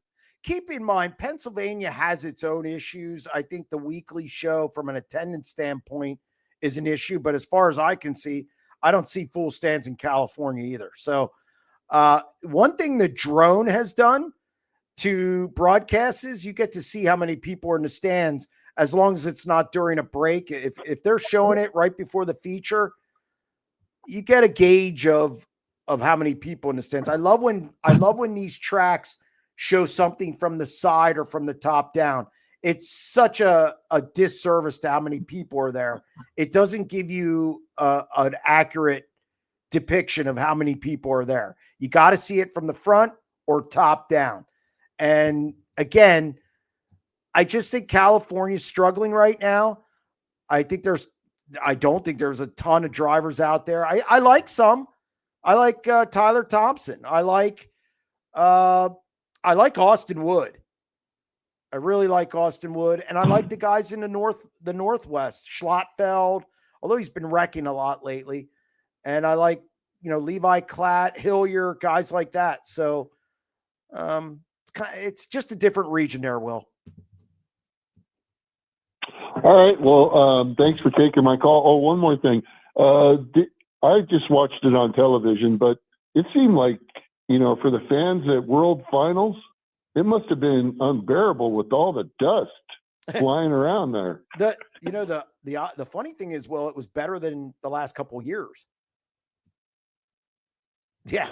I agree with that because I had seen it before where you couldn't even see the cars. Right. In the past. It was a little better. So I'm going to give him some props and then let it go at that. All right. Well, thanks for taking my call. Talk to you later. Yep. Thank you. Appreciate it.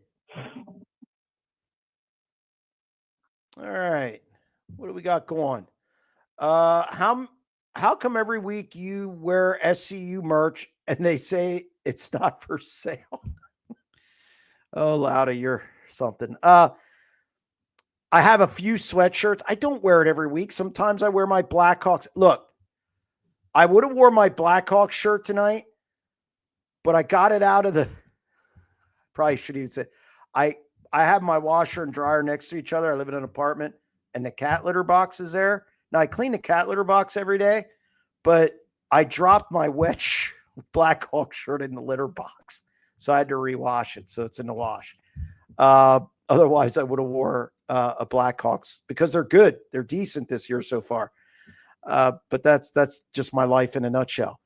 I do not have a bunch of I will be looking into it in the off season. We have one more race. I might have some merch for sale. Ken on line 9. Ken, how are you? Oh, I'm pretty good this week, Jeremy. You're right about the dust down in Charlotte. I was down the COVID year when they couldn't even run the race. They had to throw a yellow flag about every 5 laps.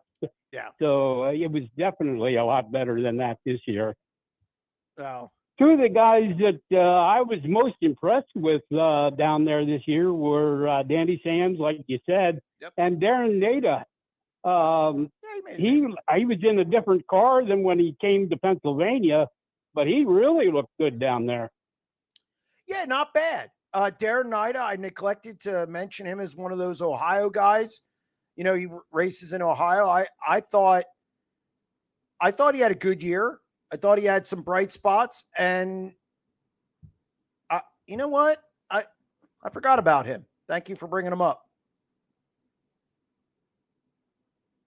And what you were saying about the provisionals, one thing that they definitely shouldn't do if they're having provisionals, which I agree with you, there shouldn't even be a provisional. But if they're going to get provisionals, those guys shouldn't get points towards Saturday night when they don't even have to qualify, and they're picking up points for Saturday night, which goes a lot into the Saturday night program.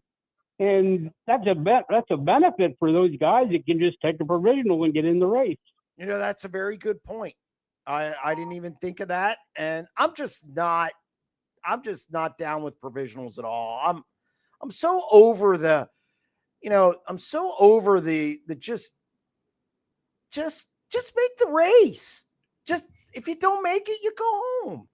That's it. It's a 24-car field. Yes. 24 cars qualify. There's 48 there.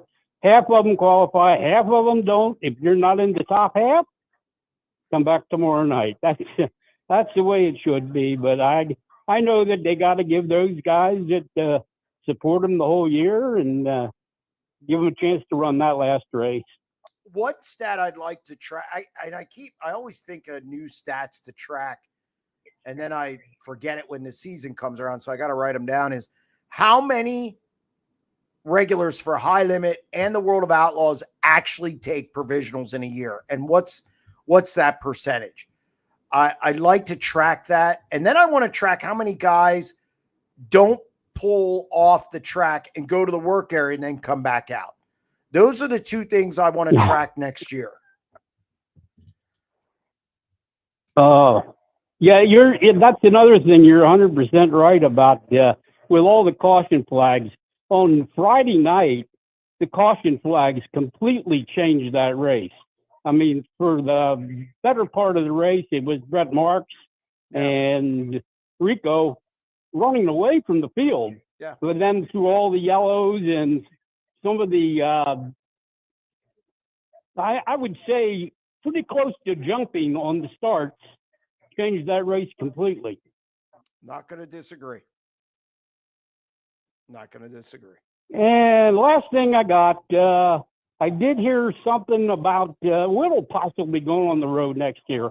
I hope for Pennsylvania's sake that doesn't happen, because if there's going to be a series, I'm sure he would be one of the guys that would be involved in it. And I'd certainly hate to lose him from the local series. Who's that? Justin Whittle. I mean, look, he's now a quote unquote professional. He's out of the family business, and I don't know what he's going to do next year. I talked to him at Bridgeport. He said he didn't know. I'm going to catch up with him. He's going to be in a different car at BAPS this weekend. Yeah, I saw that. And we'll see. Obviously it's definitely something I'm going to be checking on. So we'll see. I know he told you in that interview that his father might not be in the best of shape to do it another year. Right. And Right. like I say, if he does need help, I wish somebody would come in and help him, like Danny Sams. Like you said, if he got support, I'm sure he could be running at the front more often than what he did this year. Yeah, I'd like to see Danny Sams get some more resources. Oh, the last thing, Brett Marks. I listened to the Turn 2 podcast, and they said that Brett is having a whole new crew next year. Have you heard anything on that yet? He did fire a couple of guys, and we'll have, I think he might have one guy return, but yes, he will have basically a new crew next year. Yes, that is true. Oh, okay. Well, he definitely looked strong down at Charlotte. I mean, well, those guys I've seen him were a all lot with him. this year, and that was some of the best he ran. Though all the old guys were with him down there. They stayed on until after World Finals. So he had the same crew. All right. Well, thank you for taking the call, Jeremy. And hey, if Selinsgrove does have races next year, I hope to get things worked out with you. We'll see. Yeah. I mean, we'll see. Maybe, all right. Maybe they don't want me to come. You have a good week. Thank you. All right. Scott on line 10. Scott, what do you got?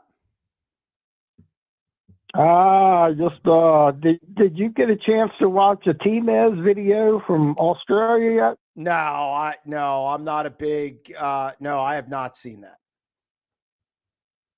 No, well, they introduced that 2-inch wider Hoosier over there. Right. I mean, it looks like a balloon on that wheel. Well, I don't think we're going to get that here. No, we don't need that here. Number 2, have you heard anything about the most recent engine builder who closed his doors in Hanover? Oh, Charlie Garrett? Yeah. Yes, I have heard about the Charlie Garrett stuff. Yes. So you knew who took it over, right? I'm not 100% sure who took it over yet. You might know who took it. Yeah. Who took it? I'm sorry. No, go ahead. Who took it over? Capetta. What's that? Oh, Capetta? Yeah. Yeah. Yeah. No, that's good. Yeah, he's going to hire some guys. Yeah, absolutely. Because, he's got some people out there that got a lot of motors, and they're going to need some work done. Well, my concern, one of the big concerns I have is that these the motor guys are going to start disappearing. I mean, they're not young. I mean, now we have Ott, the Kofer who took over Ott is younger, but we don't have a lot of younger guys doing motors. And we're going to lose if we keep losing them. Obviously, that's going to hurt the supply. So I'm glad that Capetta purchased that or took it over. And now Capetta has an exclusive deal with KKR. So we'll see if they do stuff for other people. Well, KKR said it was okay. Okay. Well, then if KKR said it's okay, then that's a good thing. Yeah. But yeah, he's hiring out some other guys from a couple other people, and they'll run things out of Charlie's shop, and he now has a dyno he can use, and so Well, Capetta's 75 years old too. He ain't no youngin'. Well, that's what I mean. This is getting to be an old game all the way around.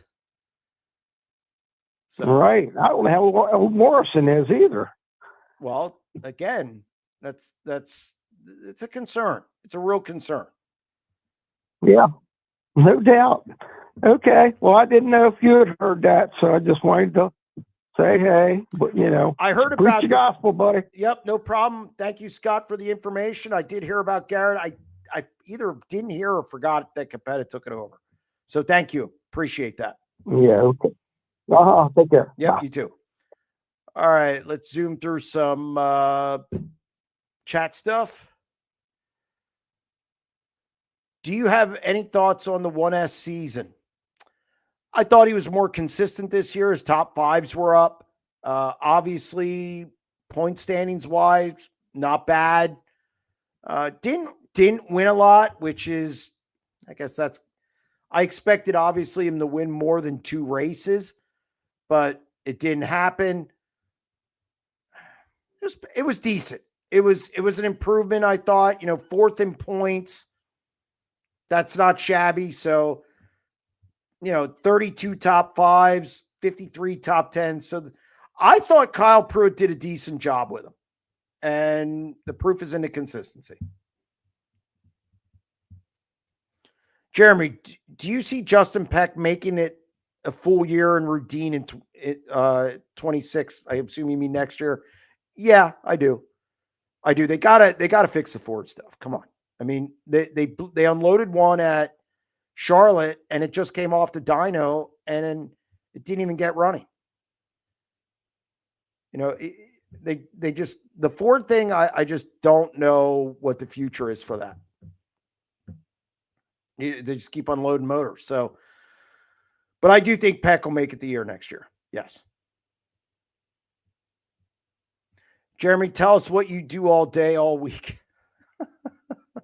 I work. I get up in the morning. I do the 90 at 9. And then I start looking at, I have a couple places where I look at what's going on. I usually have a story or 2 to write. I have back end stuff, like stuff with the back end of the site. I have to do some PayPal stuff. I have to, you got to promote. I'm on the phone a lot. My screen time and my phone time in a day is roughly 6 hours. Believe it or not. So on Tuesdays, like today, I did the 90 at 9. And then I kind of surfed around different places to check out sources. I was on the phone a little bit, got some calls, talked some pay-per-view stuff, got a call about PRI, which is coming up. And then I taped my podcast, I ate dinner, and then I started prepping for this. And then I'll start the 90 at 9 process after I get off here. So that's, if there's a hockey game, I'll go to a hockey game with my daughter. That's pretty much my entertainment other than watching football. I watch football any chance I can get. I enjoy it. As far as pro football, I don't get a chance to watch college because I'm usually at a race. So I don't get too vested in it, but that's typical. What is Emerson Axsom's 2026 plans? He looked really good after he got back into the 27. Last 5 average finishes was 11.4. I had Ripper on the wrenches. I do think that Emerson's looking for a crew chief, and then I think they'll be on a national tour next year. I do not know which one. I talked to him down at the World Finals, and he didn't know which one. The first thing they need to do is find a crew chief. When are you releasing the shots news? No idea. No idea. World Finals should pay at least $50,000 to win, probably more, to be honest. I'm not going to deny that, but I will say, why raise it if you get 48 cars and you pack the grandstands? I do not feel World Finals is big because of, how do I want to say this? I think it's big because of when it is and the type of event it is. With all three there, it's the perfect ending. Do I think it's a big event like, say, Kings Royal or Knoxville or that has a high payout? No. They got it up to 25,000 for the finale this year. Okay, we're heading in the right direction. But again, why pay it if you're getting 48 cars and the grandstands are full on Saturday night? It doesn't make sense to pay more. Just from a financial standpoint, what is the BAPS race this weekend? It's the final 410 sprint car race in the country. It's 10,000 to win. It's the Sprint Showdown. We go on air at 2:15 on Saturday, and you'll be able to catch probably the football game later that night on ESPN. So it's no other way to bill it. It's the last 410 sprint car race in the country. It's always pretty good. As modifieds on the program as well. So it's a good twofer. Hello. Why do you think top-level teams like Abreu Racing miss the National Open but race at World Finals? Has World Finals become a bigger race than the National Open? I don't think so. I think Rico was focused on the championship because they raced at Texas the following week, and he was kind of slumping a little bit in September.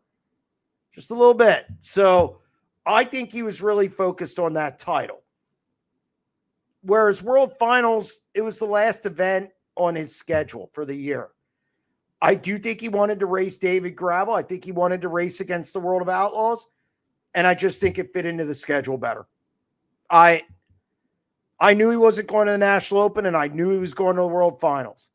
In fact, Ryan Hand, who I do my podcast with, was very surprised that Rico was there.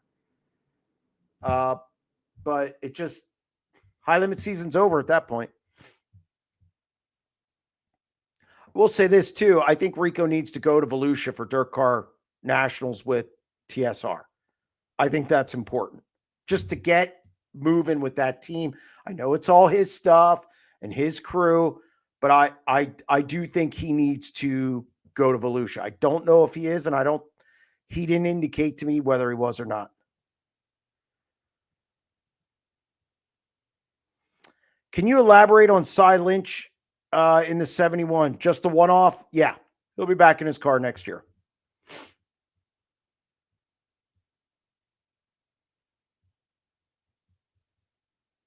Is Hampton back in the Rose car next year? I highly doubt it. I would be surprised if he's back in that car. But you're going to have to bring money to it. That's what that car is. Is there a future for Zach Hampton? Yeah, I mean, look, I thought he started the year out okay. I thought he made progress. Some things didn't go his way in the middle and end of the year. I think some of it was his doing. I mean, the Williams Grove thing was a bad look. That was a horrible, horrible look, and it probably didn't help his cause. So what does that mean for his career? I don't know. I'm never going to say that a guy's never going to get a ride again. I think Zach Hampton could get a ride. I think it's going to be his choice. Does he want to continue driving? Are there other avenues for him? I mean, and then he had some mechanical misfortune too this year. And he had some crashes that happened in front of him that he couldn't avoid. I mean, everybody kind of wants to make it his fault. And I've watched too many races to know that it's not all his fault. So, I don't know. We'll see what he does in the future. Do you think they should ban drivers from using cell phone track watching and staging? No. They're not out on the track yet. I would say the Jumbotron's probably a bigger factor usually they just do it. I mean, qualifying's the big, big one because they, the groove changes and whatnot. And I know they watch it, just before their heat races and what. It's just no, I'm okay with them doing that. What race in California will you be attending next year? Good question. Brent Smith and I are looking at the two schedules now. We want to get to the West Coast. We want to get to Skagit. I know is one that both of us, and obviously the Gold Cup, because if I'm going to travel, unless it's like Wisconsin, we went to Wisconsin this year because we could get a bunch of races in a short amount of time. We are going to Vegas next year, I think, because it's 3 races, and it's a good way to start the year. I'll be in Florida, Vegas. We want to do something on the West Coast. I don't know what it is yet, but it should pay. They pay $100,000.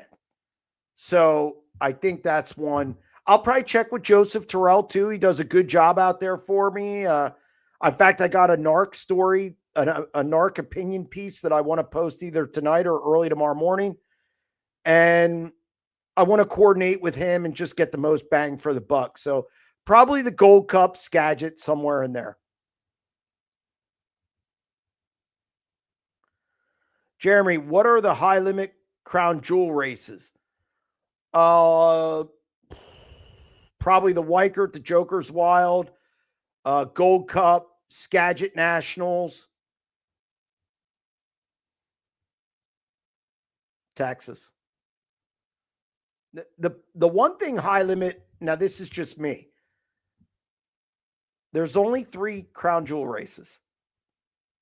It's the Kings Royal, Knoxville Nationals, and Williams Grove National Open. The other ones are just higher paying.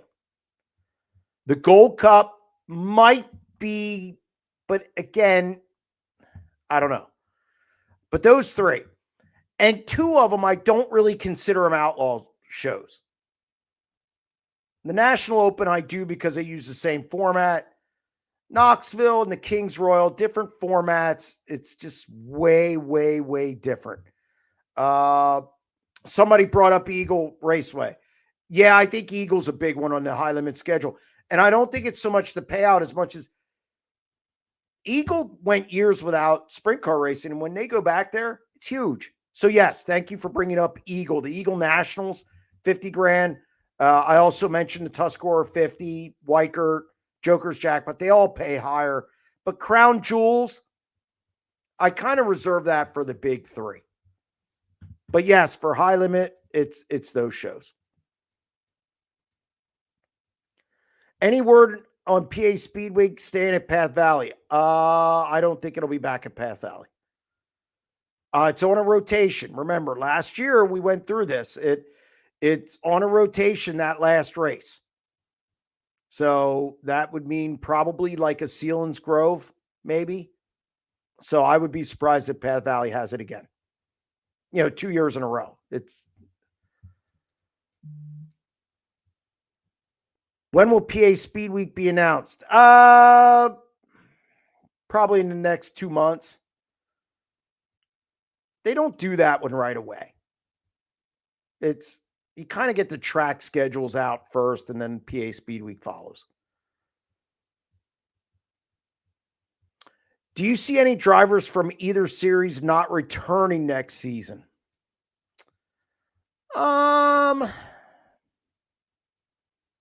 Drivers or teams? Like I said, I've talked about Zach Hampton, Hunter Schoenberg, obviously out of the 55, but the 55 will be on a national tour. Just don't know which one.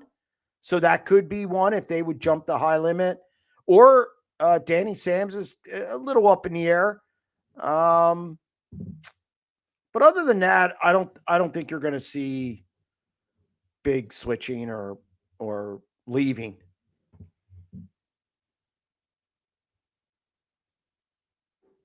If Woo is eventually acquired by High Limit / Flow, do you think they keep it 2 competing leagues similar to the NFL and Major League Baseball? could be interesting and good for all. I mean, if that would ever happen, I don't know. I don't know what the end result would be. I would keep it separate. I would do some kind of keep it separate and run it in conjunction with. I'd have maybe 10 race series with both of them getting together, or just something like that. I mean, obviously it's not happening right now. So, and I don't know if it will. I don't know if the Outlaws would ever sell to Flow. So I don't know. That's what I would do though. If that ever happened, I'd make it kind of a 10. I would have my events separate, but then I'd have 10 like premier events. So, but I'm not in charge. And again, I don't think we're close to anything like that. When you have BAP Saturday evening, when will you see a track again? Volusia. I'll be at Volusia. I might do I might do a broadcast from a track or something in the off season. I don't know. I want to do some different stuff. You have the YouTube stuff now, and I think it's good to shake it up every once in a while. I have a lot of ideas in my head. It's just, I'm kind of a one-man band, and thank God I have Eric, because Eric has allowed me to, him and I are going to sit down coming up and kind of bounce some things off each other, what we can do. It's good to have a producer now. He takes some of the stress off me at pay-per-views and whatnot, so I can actually cover the event. We'll see, but I won't see a race until Volusia, and I'm just fine with that. Freddie Raymer won 1 feature at the Grove and 6 at Lincoln. Is this team in trouble? No, they're not in trouble. No. What? I mean, they own the team. I know he has some personal stuff going on right now, which is why he wasn't at BAPS last time, but not in trouble. No. They'll be back next year.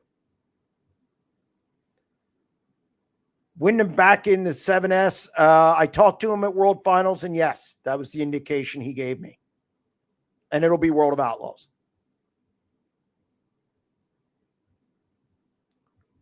All right. Jeremy, what was your thoughts on being amongst Ed Gein and Jeffrey Dahmer in Wisconsin? Sorry to admit this, I'm a big serial killer guy. Like I read a lot about it and I've watched shows. I know that sounds creepy.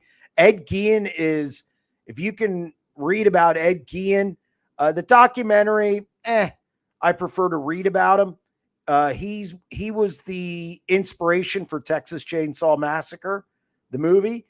So scary dude. I made the mistake of watching some of that stuff late at night, and I had the lights off, and I don't know why I did. When I was with my ex-wife, she went to Florida or whatever, so I just, I get home from work and just kind of sit there and watch it, and I was like, this is kind of stupid because it freaked me out, but no, I'm always mesmerized by serial killers and their thought process, and I read a lot of the psychology of serial killers. So no, I'm not one. So I know it's weird, but hey, I like weird stuff sometimes. Do the Sharks make the playoffs? No. And I'm sure if my daughter sometimes watches this for when I get off air, because then I talk to her, and she is all stoked that they're creeping up the standings, and she likes Marcon Celebrini, or Macklin Celebrini, and she but they're not making the playoffs. No. Is there still going to be a Sprint Car Unlimited Black Friday sale? Yes, there is. Yes, there is. It might be a 2-week sale. And I have a QR code for that as well that I stick on the 90 at 9. Madsen, high limit, or Woo. I think it's up in the air. I think it's 50-50. And that's no BS. I think it's 50-50.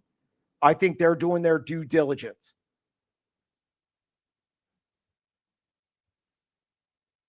I know somebody on the chat said Woo. I don't think it's guaranteed. What's your thoughts on the guy who talks into the microphone for the All-Stars? He's okay. Yeah, he's okay. I have no problem with him. I'll tell you what, nice. Here's my concern. I saw that their schedule was increasing to 36 races, I believe. That I don't like. Keep it the way it was. It was perfect. You had a good year. Just don't get out of control. Don't get out of control and add too many races. Jeremy, this was asked earlier, but has any provisional starter in a national series ever won?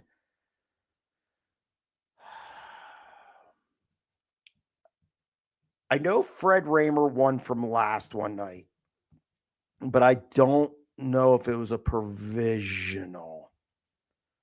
I can't remember. Other than that, none that I can remember. I have to check on the Raymer thing. I think he started in the bat. He started last, but somebody might have. They kind of all run together sometimes, but that would be the only one I can remember. Am I the only one who likes the work area? Eric, get out of here. We're not even going to take that one. Look, it's okay if you look. Everybody likes different things. If you like the work area, that's fine. I'm not a work area guy. I never left the track going, boy, that work area was great tonight. Come on. Any outsiders coming in this weekend besides the 13? I heard Baston might be in. And Cy Lynch will be here in the 71. We've heard about Tyler Thompson possibly being in the Scott Kalman number 2. So, again, going to be a good field. Interesting field. Have you watched Death by Lightning? Okay. No, I have not watched that. I do know somebody who was struck by lightning, though. Friend of a friend. If Sams finishes ahead of Holmes 75% of the time after 20 races, is there a change of driver for the 13? No. Not 20 races in. The leash will definitely be longer for that one. I don't think 20 races will be enough.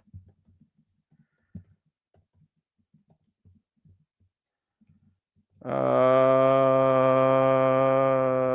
on a second.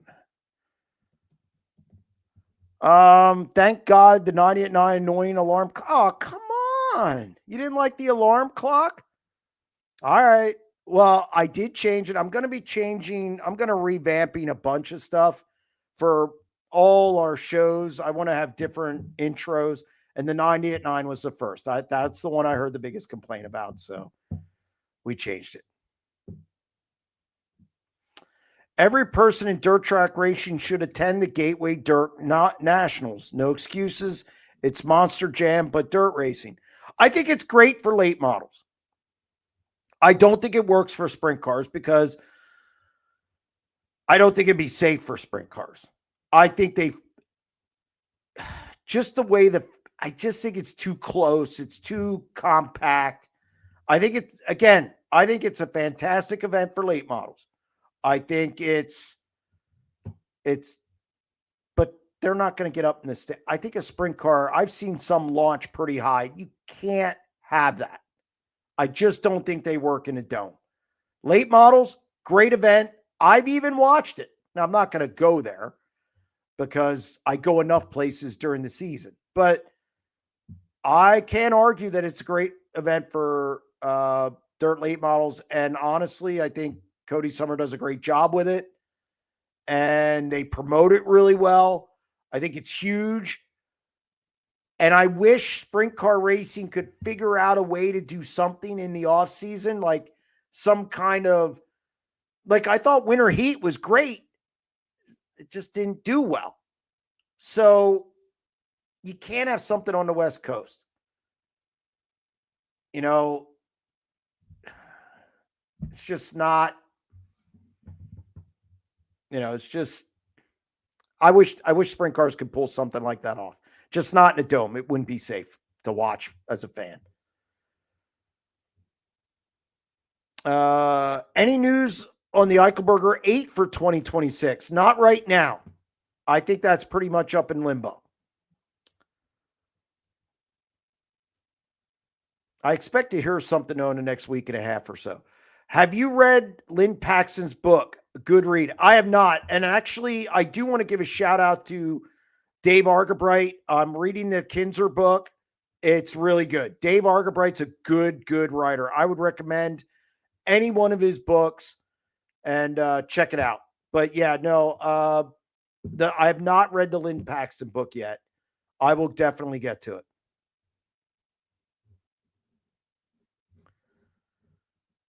$71. Where PPM? I'm not sure.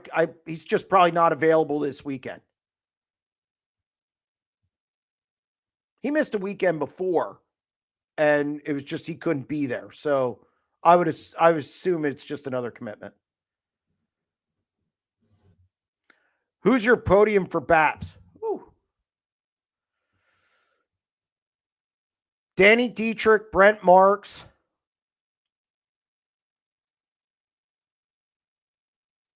and Chase Dietz in that order.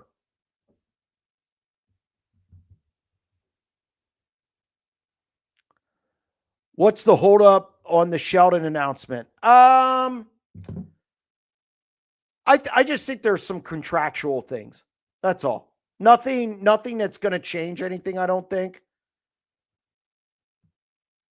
I think I just don't. It'll come out. It'll come out. I just think they have some logistics to work out.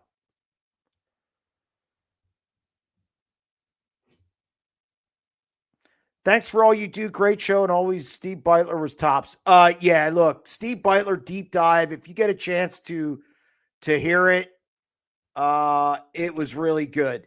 And he talked about the Wolfgang deal, and Steve Beitler, top notch. Probably one of the best interviews I've had on the deep dive. They're all pretty good. That one, I'm a Doug Wolfgang fan too, so that kind of is a reason for that. But it was a top notch.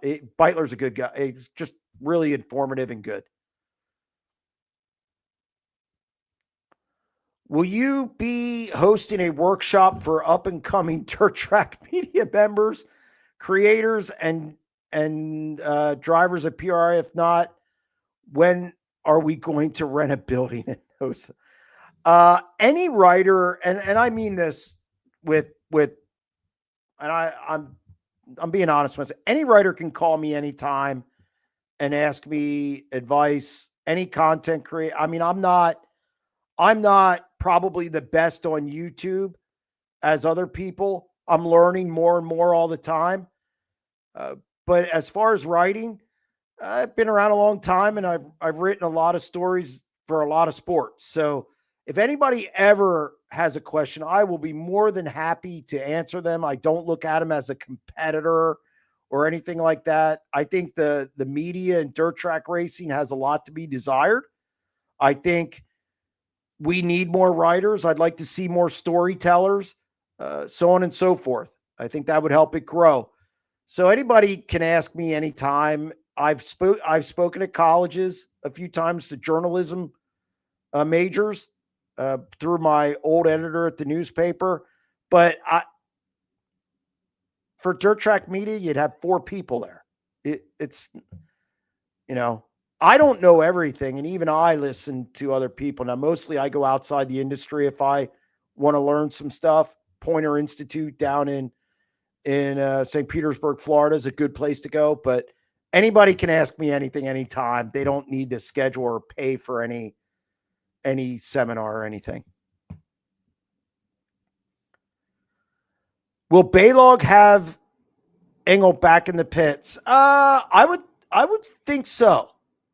He was pretty happy at the National Open. I think he wants to pull that off. He talked highly of him.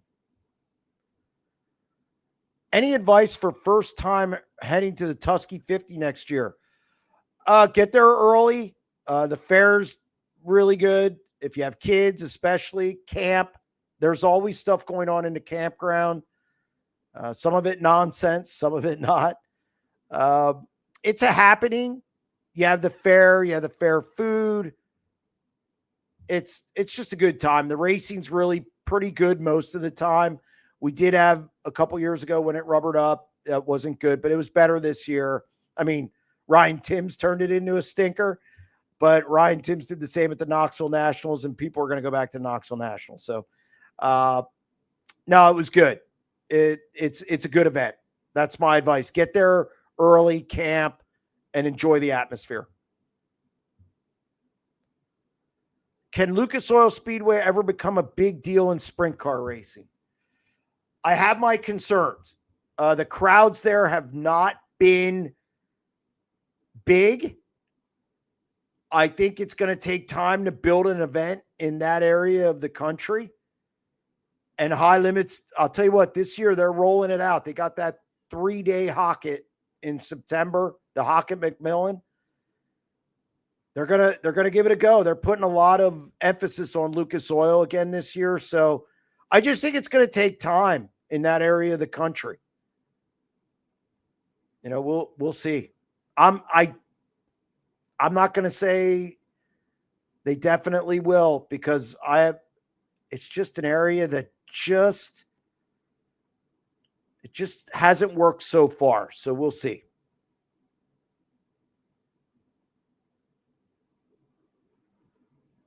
Lucas Oil Speedway nearest hotel is 2 hours away. Yeah, it doesn't help.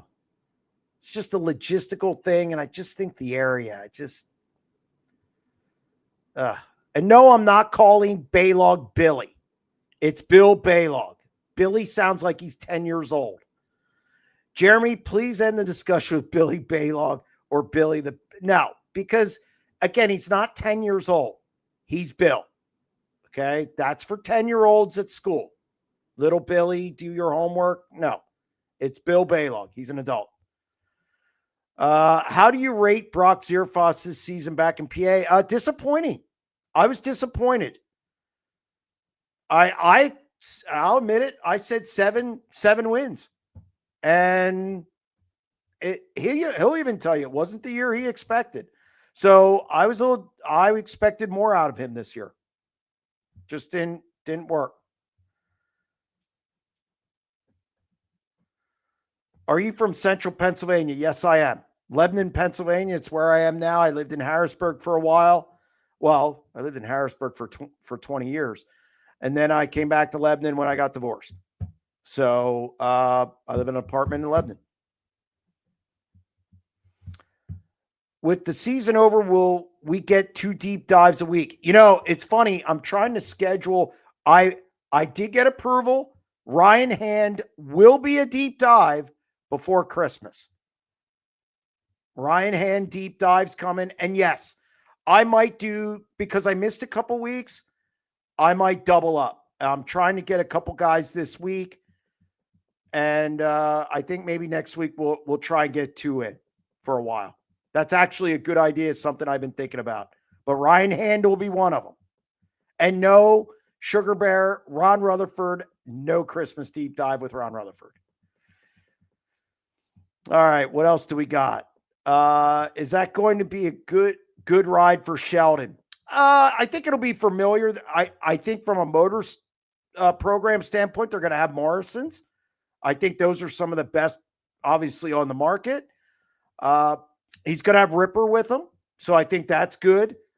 I think they'll slip in there nice. I think he'll get off to a quick start.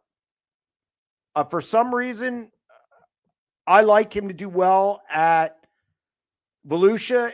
Sheldon sometimes is sneaky good at Volusia. He's won there. So I expect that team, if that's what everything stays true and that's what's going to happen, I think he gets a good start at the Dirt Car Nationals. Billy Dietrich isn't 6 years old. That's fine, but he's always been Billy. You don't change Bill to Billy. That's the difference. If you're always Billy, that's fine. But I'm not going to change it back to Billy. That's where it gets creepy. What are your thoughts on the current state of weekly local racing with spec tires, costs, and traveling series? Are car counts going down? Are there more opportunities for an up-and-coming driver? I think weekly racing's on the decline big time. I think across the board, except for maybe Knoxville. But look at Knoxville's schedule. They don't really do a lot of weekly shows. In Pennsylvania, struggling. Definitely struggling. California, weekly shows, struggling. It's just,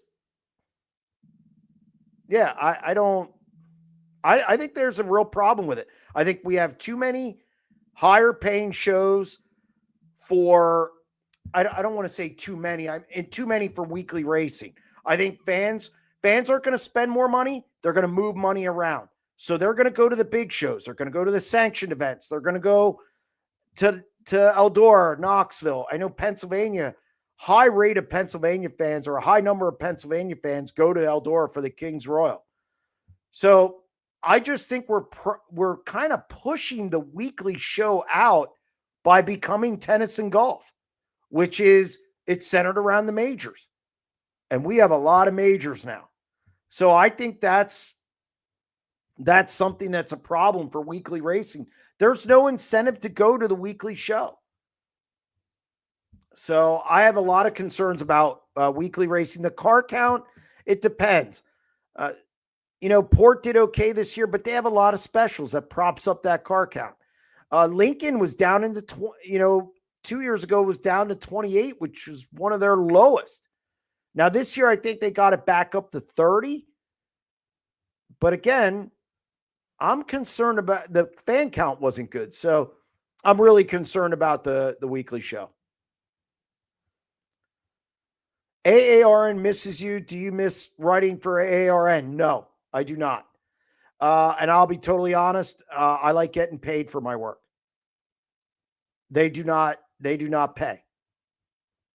So as somebody who does this for a living, I'm not doing it for free unless it is a favor for somebody, So no, I do not miss it. I write enough now. Any thoughts on more tracks getting races for PA Speed Week versus getting 2 dates? No, because I understand why it's done. The 3 main tracks, they run sprint car races every week. They depend on sprint car racing. The idea is that if they lose a show because of a rainout, they have another opportunity. That's why that's in place. And I agree with it. Or let's put it this way. I understand it. I understand why they do it. If Grandview loses, Grandview's lost it the last 2 years. If they lose it, they have all their modified shows. If BAPS loses it, they run their weekly shows. And they have a series that's 10 races. If say Hagerstown loses it, they have their Lucas Oil races or their other shows. So I understand why they do what they do. It makes sense.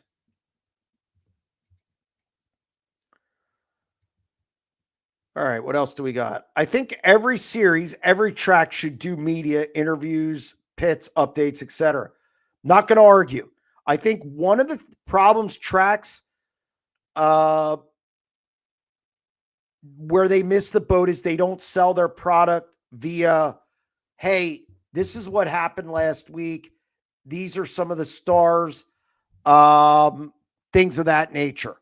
I just don't think they do a good job promoting their drivers or telling the stories week to week. I think they could do a better job at that. And they don't. And I don't know if it's because they don't have the personnel.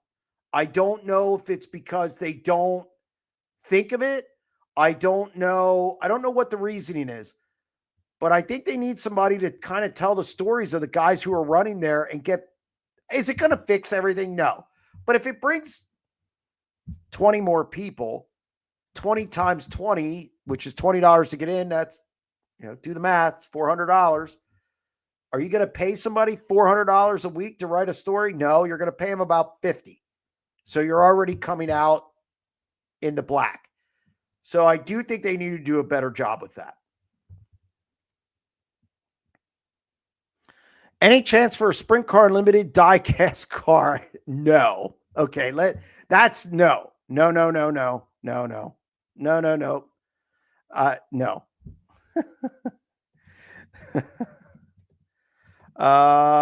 With the rise of sprint car popularity, I question that. Will drivers stop signing the autographs the same way they sign their checks? Seriously, can't believe it. But I'd say 7 out of 10 drivers do that. Well, we can argue the popularity of sprint car racing. But I actually think these guys work on signatures. Like I know a couple athletes who would actually work and to make their signature quote unquote cool when they sign it. And some of these guys, I wouldn't doubt if they do work on it. I've seen some of the signatures and I don't think they sign. Well, I know they don't because I've seen some of the sign-in sheets. They sign their autographs differently because they want to make them cool or kind of stand out or whatever. Now, I'm not saying all of them, but I know I'd be willing to bet some of them do. I don't know. I don't know if they even think about it.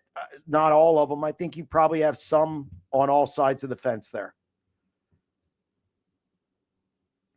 I think they're just happy to get a check. How rare? What? How rare? I don't know what that is. Stamen Motorsports, though, looked really good this year. I thought Chase Dietz took another step in the right direction. I think he's going to be a player in Central Pennsylvania for a long time. I think that team just works. I think Tommy Carl fits. They get along. And I think that's important. Same as Kofoid's team. They get along. That Roth team has had good combinations before. This is different. So I think they all get along, and I think that's important. Oh, what's this? I'm a Billy Baylog truther. I don't even know what that means, Eric.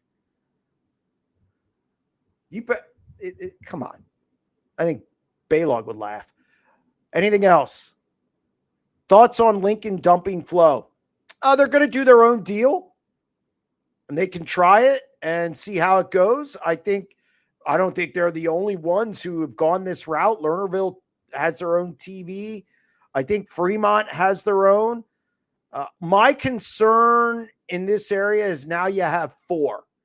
You have SprintCarUnlimited.tv, Flow, Dirt Vision, and now Lincoln TV.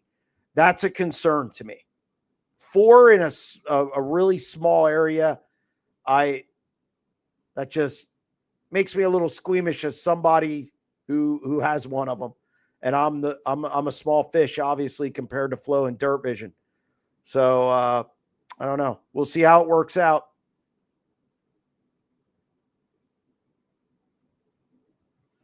When can we do lunch and get caught up on old times? Bronco. Oh, okay. Just send me an email or something. It's SprintCarUnlimited@gmail.com. Jeremy wants to fulfill his dream by doing a pit walk at Chili Bowl. Oh, no. There is no Chili Bowl in my future. No. No. I don't even watch. If I watch it, I think last year I watched a total of an hour of it all week. No. Thanks, but no thanks. Although it probably do really well. Will Brad run some NARC races? I wouldn't be surprised if he runs a few. That wouldn't surprise me. That wouldn't surprise me at all. In fact, I'd be willing to bet he runs one or two at least, just to give it a little boost. That wouldn't surprise me, especially if there's something he wants to run. He wants to run events that maybe he didn't have a shot at running before. So, yeah, I think it won't be right away. I think he likes the idea of not being in the car, but I wouldn't be surprised if he runs at least one or two NARC races. That's interesting question. Jeremy, do you think Wu has money coming in the next few years to compete with High Limit? Surely something is being done. I know they have a little bit of an influx. Do they have High Limit money and flow money? I don't think so. Go look at Flow's investors. There's some Westinghouse being one. There's some heavy hitters there. So no, but I also don't believe that they need maybe as much money as Flow or High Limit. You got to remember the Outlaw brand still carries weight. It goes back to 1978. That still means something. So I don't think they necessarily need to match everything. I think it's going to cost them a few, but I still don't think the Outlaws are in jeopardy of going away anytime soon.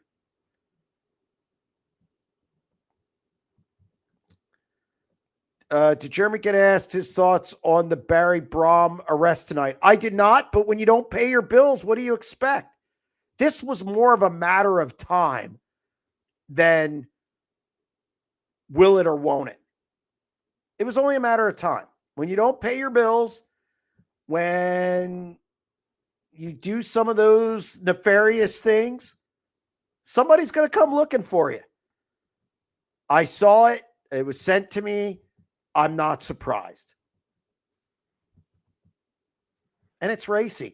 Let's face it. This sport was built on kind of some shady dealings. So if I ever write a book, I'll never be able to go into pit area again, which I don't plan to do that. But yeah, I wasn't surprised at all. And it was expected. Do you think the post-race interviews are getting repetitive from all series and waste of time for fans? I worry about it when I do them. I can tell you that. Like when I didn't do an interview with Rico on Friday because I just talked to him Thursday, and I've talked to him so much this year. So I do think they get repetitive, but they have to interview him afterward because you still have fans. And I said I talked to an Outlaws official this week. And, there are fans who don't go to a lot of races, who don't necessarily have dirt vision. And that's their one time to go. So you want to give them the experience. I think post-race interviews are necessary. I can tell you from my standpoint, there's times where if I only do one instead of two, it's because it gets repetitive. And what are you going to ask a guy 14 nights in a row? So again, it all depends. But for the series / track, it makes sense. You graded High Limits 2025 season on an A-. What would you give the Outlaws? Ask me next week. It's kind of fresh. Ask me next week because I'm going to wrap up. This week I'm going to do 10 storylines from there or 10 takeaways from the season. Make sure you hit me up with that question next week. I want to be fair. William Baylog, a maple syrup salesman during the day, known by friends and colleagues as Bill, becomes Billy. Oh, stop it. All right. Do we have anything else? All right. That's a wrap for the night. I'm going to go call my daughter. She's probably mad at me. Thank you very much to everybody who joined the show tonight, all the calls. No Jim from Buffalo. I'm really disappointed. But again, thank you to everybody who joined the chat. Thank you, everybody who called. And we'll be back next Tuesday with another show. Stay tuned.